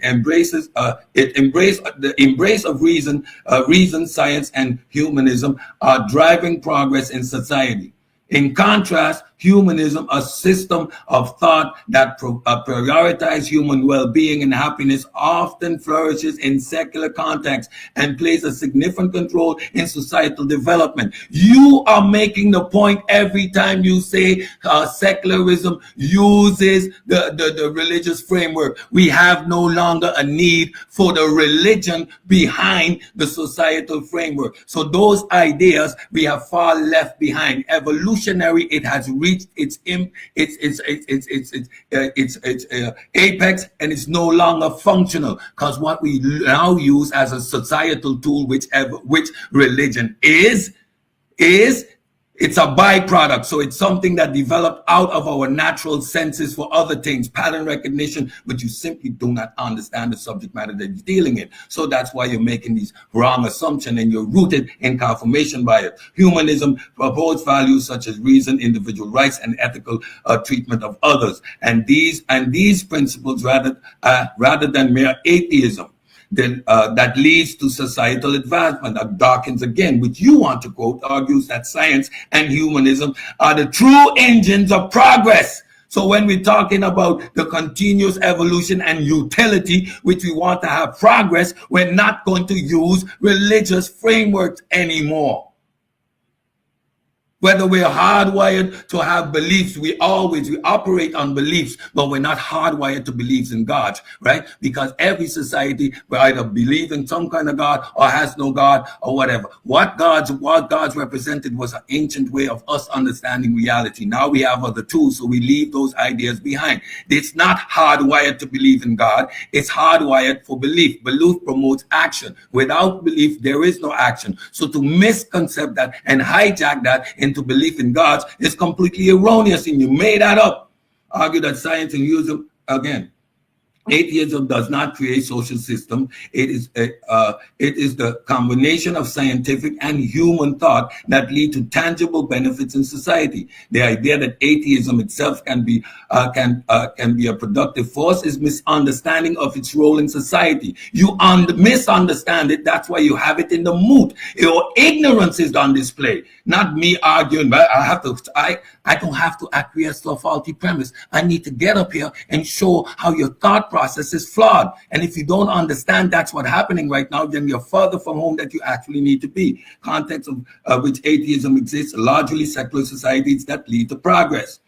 One of the core errors in the mood is the suggestion that religion and atheism are equal in their potential to shape society. Duh! Religion often leads to suppression of scientific progress, while science itself has proven to be an essential force for improving the human condition. Both religion and science are man-made constructs, but one has benefits. One we left behind because it no longer serves any evolutionary purpose for us, neither as humans nor as humanity. And that is the subject matter in here. The development or the evolution of humanity. It says it there in the title. While science itself has proven to be an essential force in improving the human condition. The evolution of human condition, our societies, our humanity. Carl Sagan in 1996 in his work, The Demon Haunted World, Source, stressed that science is the best tool humans have for understanding the world and improving their lives. The scientific method relies on evidence, observation, and testing, which allows for constant improvement and refinement of knowledge. Throughout history, religion has often stood in opposition to scientific advancement, and now you claim that it comes out of religion. Stop it. Coulston, 1959, details how religious authorities suppress Galileo's heliocentric model in the solar system, resulting in the delay of scientific progress. Similarly, again, theory of evolution was met with widespread religious opposition. You're talking about something we evolved, but this is a systems that co-opted our natural ability to believe and stagnated our humanity. Our societies and humanity, and you're claiming that religion is the engine behind the development of humanity. No, it's not. We were already humans in a society that developed these ideas for cohesion. We were already in high reproduction numbers, and this is a byproduct. That is what it means to be a byproduct and not a driving force. So you misunderstand it again. The impact of science on society is vast. Scientific discoveries such as vaccine and the theory of evolution and the advance of cosmology has fundamentally changed our understanding of life, health, and the universe, improving the quality of life for billions of people. Harris in 2004 highlights the role of science in countering religious claims that once held sway over human understanding, and such an idea of a young earth or the supernatural cause of disease. Science has consistently debunked many religious explanations and provided more accurate, evidence-based framework for understanding reality. Why we're talking about this? Because we're talking about the development of humanity, the evolution of humanity, which is a separate role from the evolution of humans. It is the development of social frameworks, of cultural norms. This evolutionary track is a byproduct. It is based on our biological evolution and not an engine of it. It plays no role in our evolutionary process. That's why religions aren't universal and everybody makes up their own nonsense. Okay? Feynman in 1965 famously said, "What I cannot create, I do not understand." This mindset, driven by scientific inquiry, pushes humanity forward. Humanity forward. What is the engine for pushing humanity forward? Science, not religion, as it is grounded in skepticism, curiosity, and an openness to revisiting conclusions in light of new evidence, qualities that are often at odds with dogmatic religious teaching. But I can't expect nothing less from my brother because he's dogmatic and stuck. So he doesn't understand the continuing process. Religion and science are fundamentally incompatible in their approach to understanding the world. Science requires evidence, testability, and falsifiability, while religion often relies on faith and dogma. The tension between these two has been highlighted by Stephen Jay Gould in 1999 in his work Rock of Ages, where he argued that science and religion occupy different markets or realms of teaching, with science concerned with facts and religion with values. However, as science progresses and continues to explain phenomena previously attributed to divine, the space of religious explanation diminishes. You're talking about Pharaoh was the intersector in the divine. These concepts are no longer valid. So the evolutionary value of it has none any longer, which you are trying to segue in there, but telling me I need to continuously look at the past, denying the point I already make, which you can't shoehorn me into simply looking at the past, especially when it comes to the evolution of humanity. We have to look at religion because it's a cultural phenomenon. Furthermore, the scientific method which thrives in secular societies directly contradicts religious doctrine that often asserts truth without empirical proof. For example, vaccines, which are initially controversial among religious communities, have saved millions of lives worldwide, providing the value of evidence-based practices over religious dogma. Harris again criticizes religious groups for their opposition to scientific advancement. How is this in the benefit of humanity and its development by taking us backwards? And you are promoting that right here, trying to shoehorn me into the past, but you keep looking forward, making claims of religion has a value in today's society, particularly in the areas like medicine, where advances and outdated beliefs can lead to unnecessary harm. Don't get it twisted, son. A hard case for the separation between human evolution, biological evolution, and the evolution of humanity. Now I'll prove it again. Human evolution, a biological process. Defined human evolution refers to the biological and genetical changes in Homo sapiens and their ancestors over millions of years, driven by mechanisms like natural selection, mutation, gene flow, and genetic drift. You see nowhere there talk about religion. Operates over long time scale, millions of years, driven by genetic and environmental factors, observable through fossil record, genetic analysis, and comparative anatomy.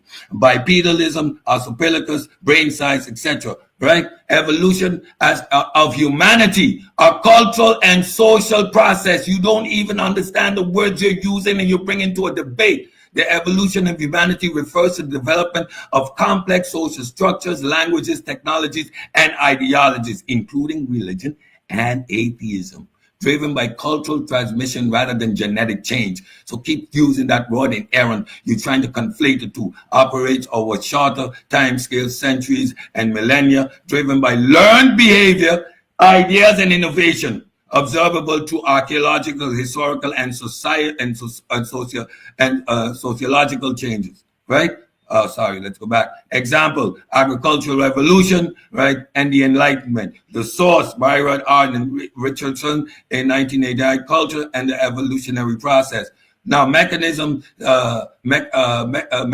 separation between biological and cultural evolution. Human evolution is genetic. Change in DNA underlies biological evolution, governed by natural selection and random process. Humanity's evolution is mimetic. Cultural evolution involves the transmission of ideas, beliefs, and practices through learned and imitation, not genetic inheritance.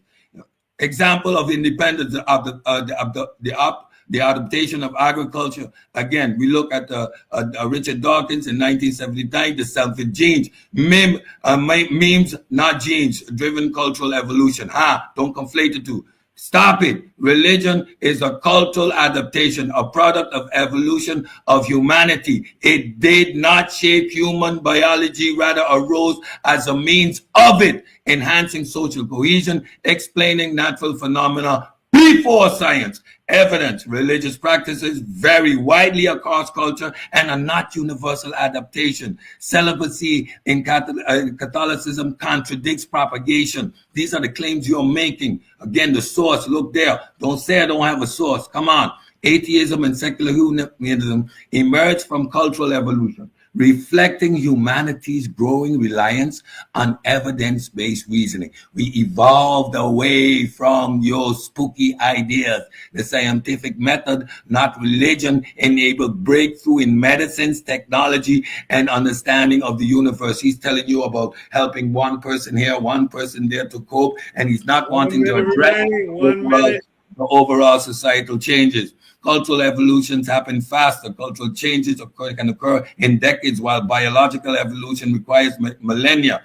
Human evolution is a biological process driven by genetic changes over millions of years, while evolution in humanity is a cultural process shaped by ideas, innovation, and social structures. Religion is a cultural phenomenon, it's a product of humanity's evolution, not human evolution. The mechanism of cultural evolution, like mimicry, transmission, and innovation, are distinct from genetic inheritance, and the rapid pace of cultural change show its independence of biological evolution. While religion play a role in humanity's cultural history, it is neither a driver nor a necessary component for biological evolution. Stop it.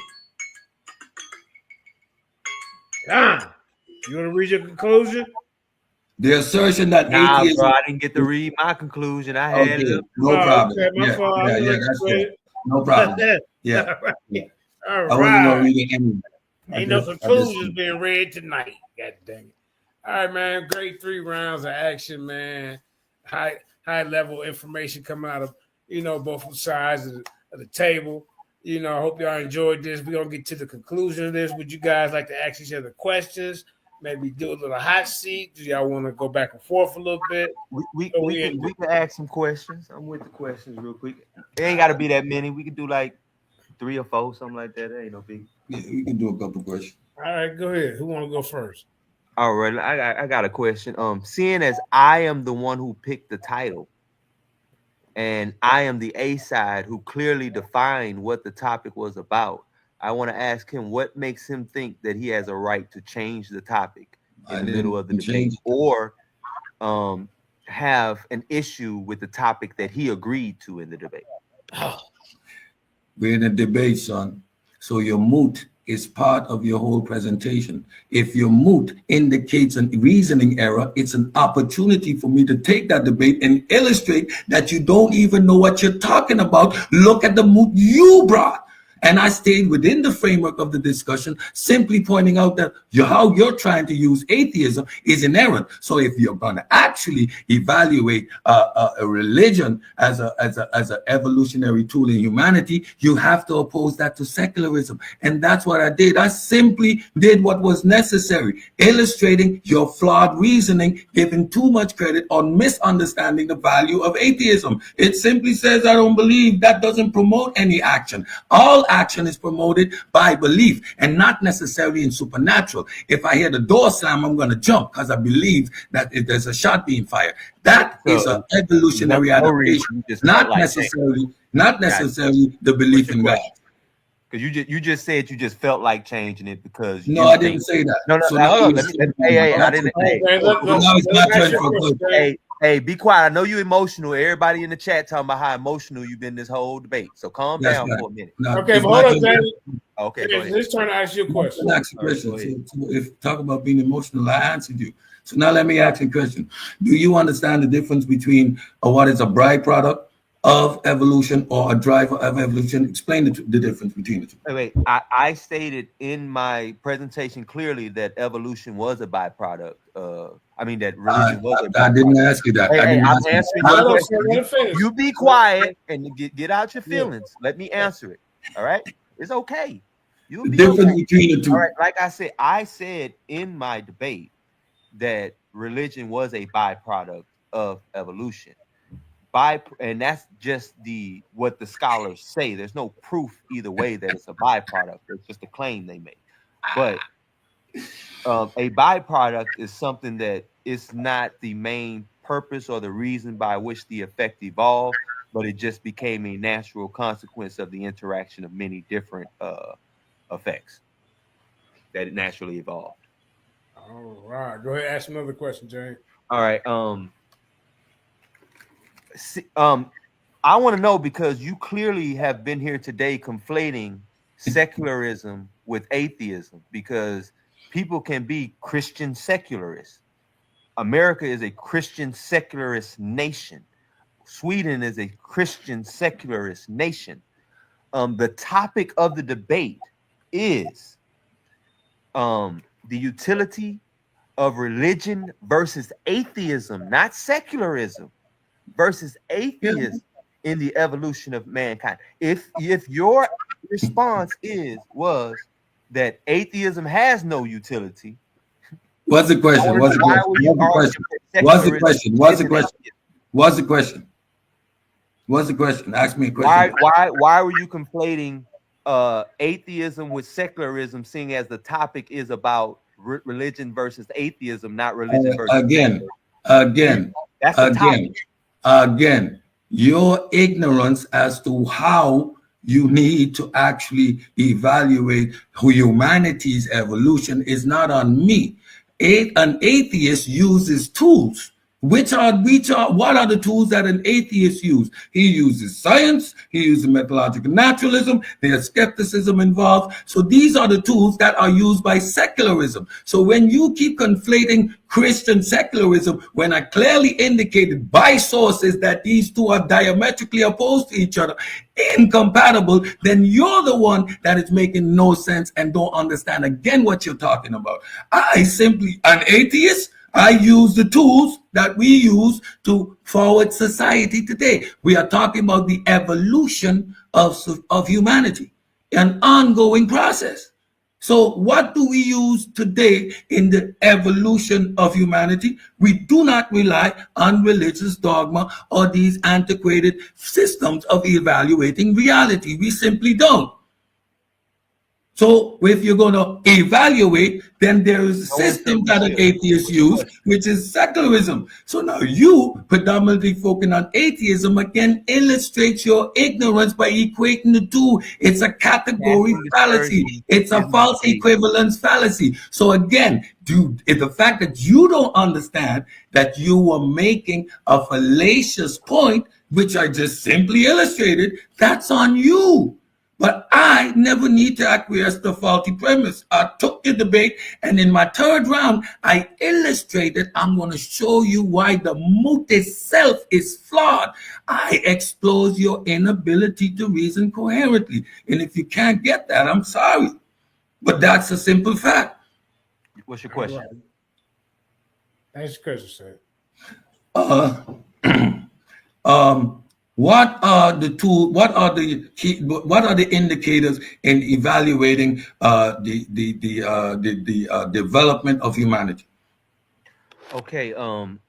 Again, I made the topic. So when I was talking about the evolution of humanity, I was clearly talking about evolution, and I'm gonna share my screen real quick and make it very clear what I meant. Right here, where you see the evolution, it says the evolution of humanity has evolved many species and stages. If you can see, this goes back from Homo habilis, Homo erectus, to what we are today, Homo sapiens sapiens. So this is talking about the evolution of past history. And this dude, knowing what the topic was, I made it clear in the back chat that I'm talking about the evolution of the past history. His whole argumentation today has been to try to change the topic, to try to make it about secularism, which is not atheism. Again and again, I keep pointing it out because he admits that. So you have no idea that. Hey, let me finish. Hey, I'm asking. No, there you go. Ask a question. Let me finish. Ask me a question. Thank you.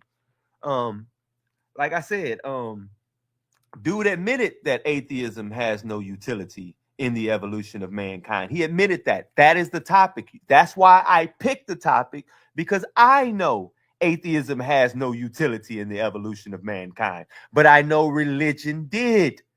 So I chose religion. And guess what? I proved my side. He admits his side can't be proven. That's why he lost the debate. Now, my question. All right. If you openly admit that atheism has no evolutionary utility, how can you see yourself as the winner in this debate? First of all, the individual crying about who won or didn't won is the one who actually lost the debate. You never hear me talk about win or not win, because that's not my job to talk about.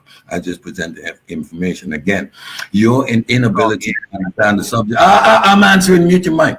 The inability to understand the subject matter and your whole need to defend yourself is illustrative of you simply not getting the point that you don't know what you're talking about. I'm an atheist, so how do we evaluate and what tools do we use to move society forward as atheism? Because that's what moving non-belief, not belief is moving society that's not my forward. Topic listen, your topic was inerrant. Your moot showed your ignorance. So again, I illustrated that your moot was in ignorance. So continue to say I didn't address. Yes, I addressed it. I addressed the fact that you don't know what you're talking about, because only a fool would assume that atheism is a tool used to move society forward. Atheism says, I don't believe you. So what tools do atheists use? We use secularism. And what are those tools? Science. And I've illustrated how those are the tools being used to move society forward, rendering religious belief and ideas moot. That's a fact you can't get around. Nobody wants to be using those concepts. And every time you start talk about a Christian secularism, when you say we're using the religious framework without the religion, illustrating yet again, we do not need religion in the evolution of humanity. You seem to, let me ask you something. When did evolution of humanity or humans stop? That's my question. Well, the topic was not about when. Hey, I'm answering the question. Hey, mute his mic. The topic was not about present day or nothing. I picked the topic. Evolution is evolution. I told you in the back chat that it was about past when I made the topic. You can't get on here and want to change the topic. I made it clear in the preliminaries what it was. I made it clear in my first round what it was.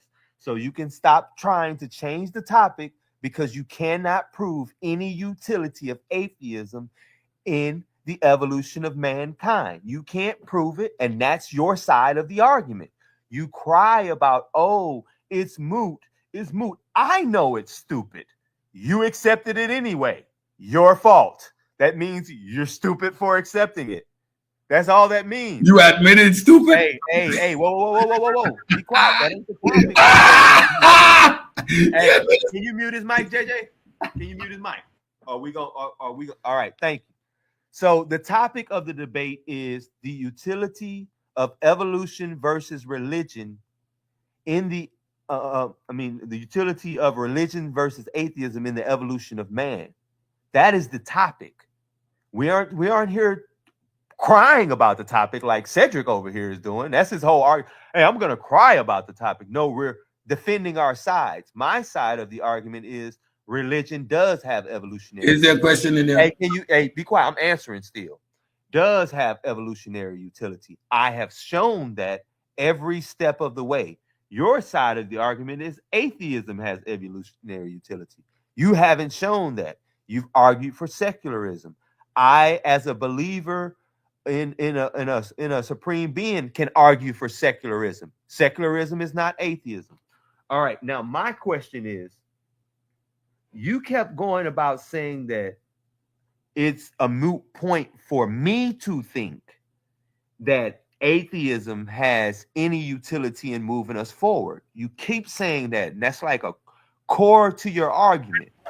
When did I ever say that? Go ahead. So if you don't understand what evolution is, it's not on me. If you go and tell me that you think that evolution is only the past, and especially when it's about humanity, which is an ongoing process, which I illustrated with sources, then that's on you. That means even your premise for what evolution is was off. You came to the debate not even knowing what evolution is, what it represents, neither in human nor in humanity. You keep conflating the two. That's not on me. The fact that you're ignorant to what are the driving forces behind society, it was an opportunity for me to teach. So your mood was what it was. So if you're going to ask an atheist what tools we use, well, I'm going to show you what tools we use. Atheism in itself isn't a thing. So these are the tools we use. Now, I was simply illustrating your ignorance. And again, the fact that you said the mood itself was stupid, bro, that says enough. What more you want me to say? Your ignorance is on display over and over again. So you think that we're going to come to a debate with a definition of a subject, which we all know. When you say evolution, we understand ongoing. When you say evolution of humanity, we know that's distinct from the evolution of humans. And when you keep making that fallacy, that propagation, then you say you didn't say it, then you prove that you did say it, you're lying, you're bug dancing. I mean, that was the wildest thing. Again, you can hold on to your mood, but your mood again illustrates your ignorance. So if you think you want something, that's on you. But everybody saw you have no clue what atheism is. You're conflating what evolution is. You keep talking about a byproduct and making it a driving force, but you keep conflating the two. When exposed, you can't go back to it. I mean, how many more ways do I need to show you that your antiquated, outdated belief system have no merit in the world today? You keep referring to secularism as it equates to Christianity, but again, secularism does away with the God and embraces scientific process, which is incompatible with religious ideas. So again, by every metric, you do not stand a point. Any society using religious ideas to foster their society end up theocratic and not functioning. The concept of calling it Christian, so what? The moment you say secularism behind that, that means we've left the Christianity part behind. You want to talk about morality when morality doesn't come from the Bible, and that would be, even then, it would be a subjective thing to the whims of God. Whereas within the framework of secular humanism, we say, what are the parameters that are going to test for the best outcome for human beings? And that gives us a measurable tool to establish our morality, making it objective in that sense once we subjectively have defined the parameters. So again, even within the secular concept, you have no idea what you're talking about. So again, this debate was a proof and demonstration of your ignorance. So tell me again about the mood. Go ahead, talk about it some more. Illustrate your ignorance to what you are talking about. Go ahead, please, and tell the audience how you are. I don't have a question anymore. I'm good. Closing statements, like a well, I don't know why. Well, I have one more since you good, because you clearly didn't even answer my last one. I said, when did I ever say, wait a minute, I said, when did I ever say atheism can move society forward? Instead of you answering that question, you start talking about something else. Hold up. That means I never said that. So my next question is, you just said that that I said that a byproduct was a driving force. That's what you just said. I know you're sweating because I'm catching you in all your lies right now.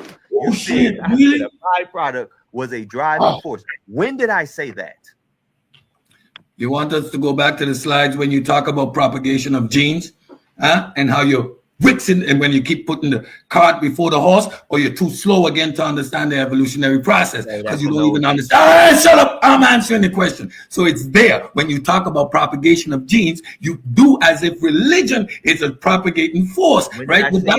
Shut up! Shut up! Whether you said it or not, that's what it implies. Okay, so I didn't say I'm answering. I'm answering. Mute your mic. Mute your damn mic. I'm answering your question. You asked me again. You should have leave me alone again. So when you talk about gene propagation, you're misunderstanding the concept of that. Mute your damn mic, because religion is a byproduct. It is socially developed, and it is used to develop society. Evolution, the propagation of genes, is not influenced by religion in none the least. Why? because religion would have been universal if it was an evolutionary byproduct. The fact that it's not universal, the fact that every culture developed these different things, is evident that it's a separate entity from evolutionary process. And when you imply that it has an effect on gene propagation, then you're putting it as not a byproduct, but as a driving mechanism, where sexual drive, the need to nurture, these are the primary factors in gene propagation, which is biological. So again, there's where you make the flaw, but you're too dumb to understand the topic. Ask me another question again. Let me beat you up some more. All right, I got another question. Then. No, I'm done. Hey, I'm done. Let me close the statement. You got me going around explaining myself over and over. It's over. Done. I'm done. Okay, cool. I'm talking to JJ, bro. Let's do closing statements. Let's do closing statements. Let me get to bed. Hey, man. I know you hurt right now, but calm down. Well, because you say so. If I didn't say them last 2 points that I asked them questions about, that shows that man's whole argument was on. He closing out. Go ahead, James. All right. Hey, everybody, man. I appreciate y'all for coming out tonight, man. JJ, I appreciate you for hosting this, man. And I don't appreciate my contestant because he felt like all he could do was call me ignorant and stupid the whole debate instead of having a cordial debate, as he said we would have in the preliminary. I think it's because he was shooken by what I brought up. He was shook by the way that I pointed out how he was never even on the topic and how he was trying to conflate atheism with secularism, which he admits aren't the same thing. And how he admitted that on his side of the argument, which he accepted, that atheism has no evolutionary utility. And I showed the truth tonight according to, and I used nothing but atheist scholars when I did it on purpose, according to atheist scholars, that religion did have evolutionary utility. I never once said that it was the driving force, as he could not prove. I never once said that atheism could in any way move move society forward. I don't believe it can move society forward. That's why I picked the topic that I picked, because I don't believe it's capable of doing that. But again, I appreciate everybody from coming out tonight. Y'all can catch me on Concrete Biblical Truth. I might do a little review of this and also show all the screenshots to show that I made it very clear to this man what this topic was about, and he just wanted to change the topic. All right. Appreciate it. My mic open? All right, go ahead, champ. Share my screen. Okay, hold up. Oh, wait a minute. All right, hold up. Screen. Okay, hold up.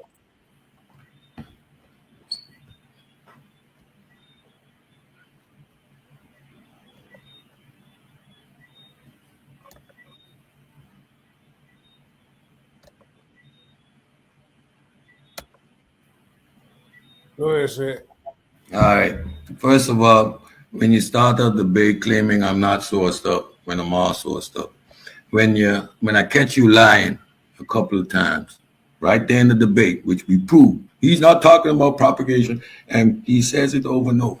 Then you know I gotta come at him, right? When he's straw manning the straw manning the argument, it's on him. He's obviously doesn't know what atheism is, what it represents, how it moves societies forward. He's telling me I need to consistently look back, yet he closes with saying that he doesn't believe that secularism has benefits for society, which I proved abundantly here tonight by means of the metrics used to determine outcome for humanity: education, healthcare, social equality, forward progression, education. These are the factors that you look at when you're talking about humanity's development. He's trying to shoehorn the arguments telling you about religions has benefits for somebody who believes they're going to die. That ain't the argument. That's not humanity. That's an individual. So if you don't understand your own arguments, what are you here having a debate? Again, evolution is an ongoing process. It never stops. So if in the title we're talking about the evolution, we're going to look at the whole process. Like I pointed out with sources, in real time, we can actually look at how cultural and societal developments continue to happen, which is humanity's evolution. The assertion that atheism is a productive force, that religion and atheism are equal in their societal effects, is a misunderstanding of both.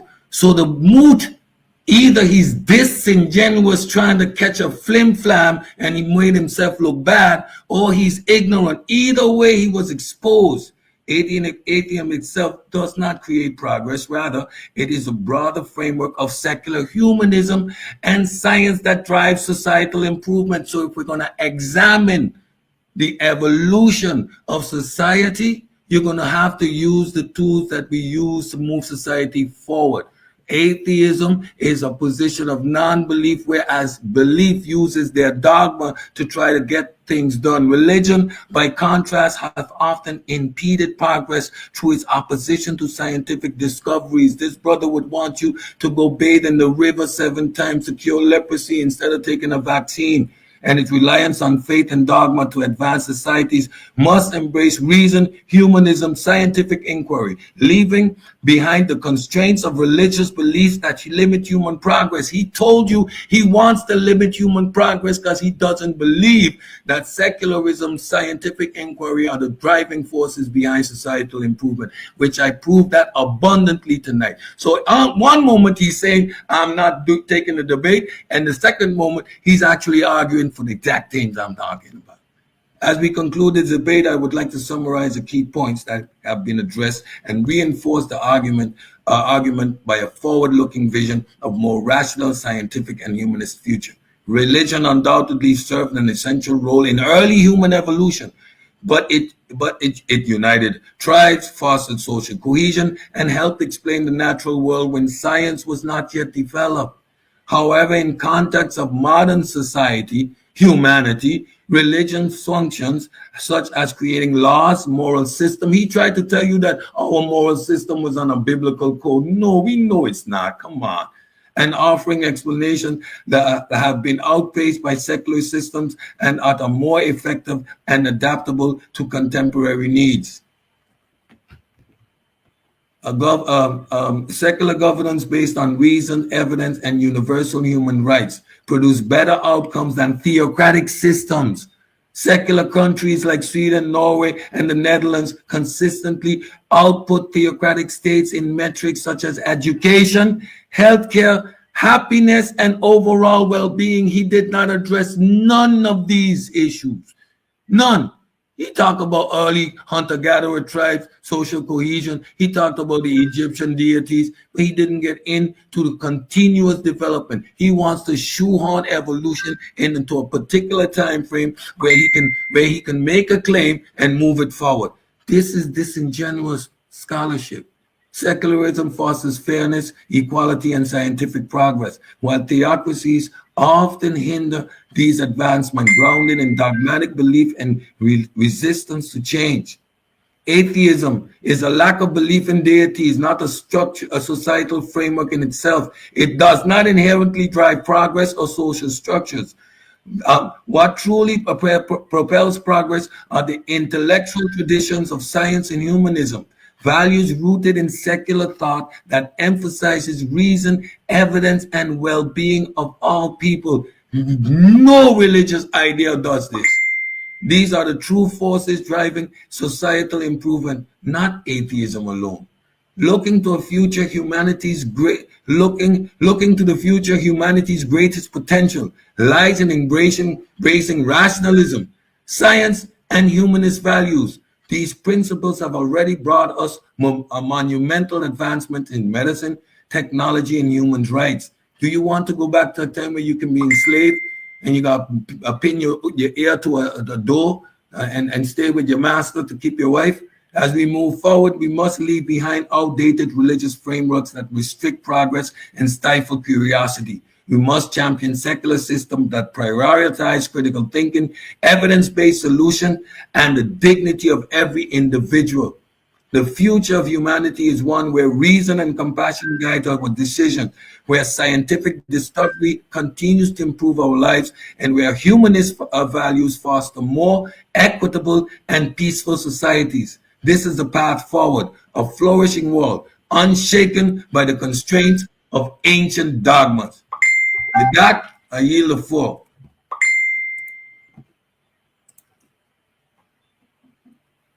All right. You see, ladies and gentlemen, we are at the end of our debate, man. For all the new people that's in the audience, man, make sure y'all hit that like, share, and subscribe. I'm like four people away from being 600 subscribers. Started the channel about 3.5 months ago. So, yeah, let's keep growing and keep bringing out this good information. I want to thank the champ for coming through, James Cassel from the Source Debate League. I also want to thank Yasha Ben Israel and the brother Zadok for great information that y'all provided for the audience tonight. With that being said, man, we're going to go and get up out of here, man. Great job to both of you guys for keeping it cool. I want to thank y'all. Thank you, champ. And I'm sure this won't be the end of this. I'm sure these two competitors will be back in the ring again. So we're going to get up out of here with a couple of songs, man, starting off with my brother, Hemi, and then we're going to get up out of here with Pseudo Killers. Let's wind it down. It's 11 o'clock, 10:30 where I'm at, and I'm sure it's late on the East Coast. Yeah, late. First double header we had in a long time, man, so I appreciate that, for y'all, working it out. Thank you, James. I'm glad to see you, your situation got better in the last couple of days. Yeah, no doubt. Glad you're here, my brother. Glad you're here. Appreciate it. Yeah. So, let's get up out of here, man. Thank y'all, man. Anybody else that want to get in the ring, man, y'all know where to find me. And we got some other stuff coming up in the future. Let's get it.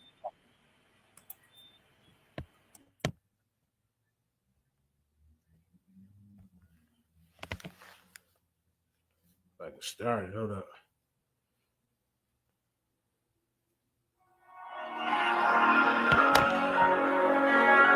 Brother Hemi the Barbarian.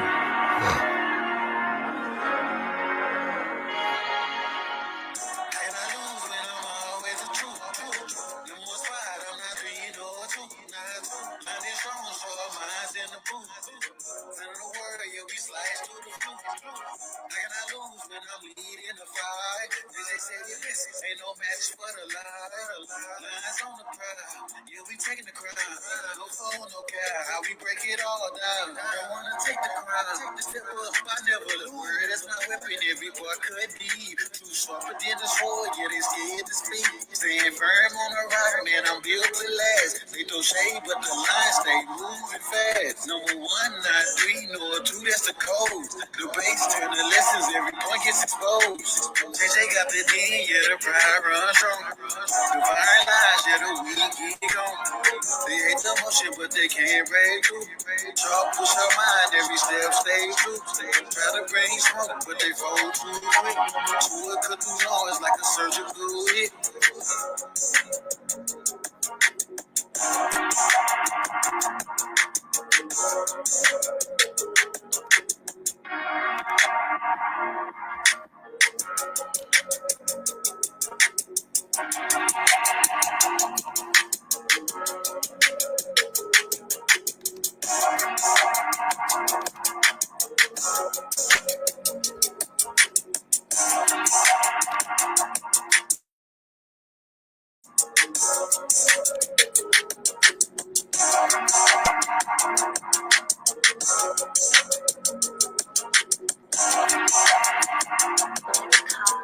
Playing with y'all pseudo.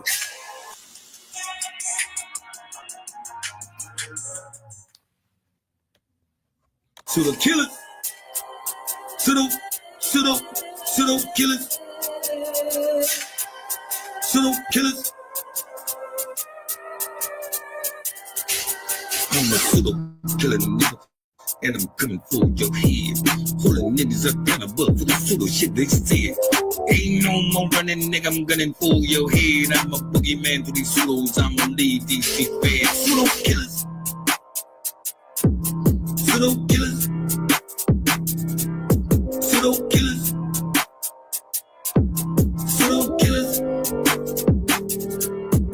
I'm tired of all this talking. Niggas running their mouth. Big chest on platform, begging for some clout. Niggas ain't doing nothing, only scream and shout. It's a first round KO, I'ma knock these niggas out. Pseudo killers. Pseudo killers. Pseudo killers. Pseudo killers. Ain't no more running, you heard what he said. source reference scholarship, leave pseudos dead. 7,000 lion coming out the jungle, coming off that top rope, king of the world. Thriller in Manila, it's scholarships vanilla, and Deacon Riley running with the mother pseudo killers. Hey, not real goof. Tore a nice shoe. Gun up here, running a mile, no archaeological proof. Pseudo killers. I'm a pseudo killer nigga, and I'm coming for your head. All the niggas are kind of bugged for the pseudo shit that they say. I'm a pseudo killer. I'm a pseudo killer. Ain't no more running nigga, gonna fool your head. I'm a boogeyman to the pseudos. I'ma leave these feet fed. Pseudo killer. Kill up, kill up, kill up. Pseudo killer. Pseudo killer. Pseudo. Yeah. Pseudo killers in the building. Yeah, man. Hey, great show tonight, man. We gotta get up out of here one more with Neo Love, and we out of here, man. Yeah. Great Me show. too, Black Boys. Great show. Good show. Peace. All right, family. One more. Lions in the building. I thought you knew.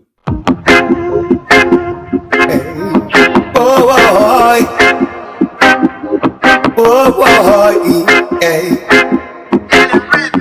See, they never did not beg, not friend, when I know this. But who know nothing for your king, we be their soldiers. They let them not know this. They put them back on notice. Names explosion. Never did not beg, not friend, who not know this. But who know nothing for your king, we be their soldiers. They let them not know this. Know this, boy. Flames, explosions. Hey. Don't listen to them niggas, they be lying to you. The most Hossin James and the voice of Zion to you. More child in the roaring like a lion to you.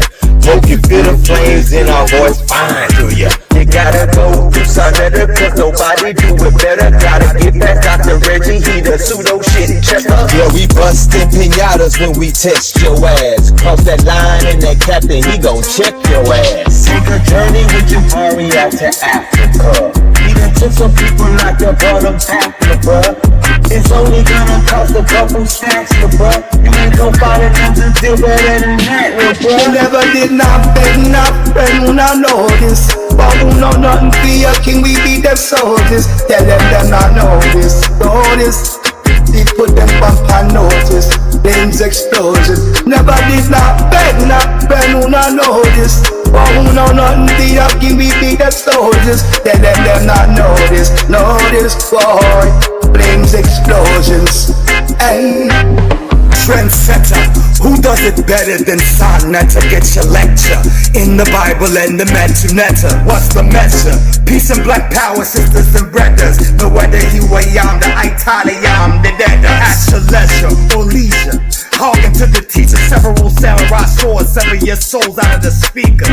Fire on the preacher, tonight's double feature. If the Rastaman can't reach out, they bow to the creature. Apostles, they quiet, watching them carefully turn the page to paint a picture on the scripture. Now the whole crowd is outraged. Mighty Hebrew sovereign nationalism is risen from the grave. Baroque talk, Allah highly him will break the chain. They never did not beg, not friend, who not know this. But who know nothing for your king, we be their soldiers. Tell them not know this.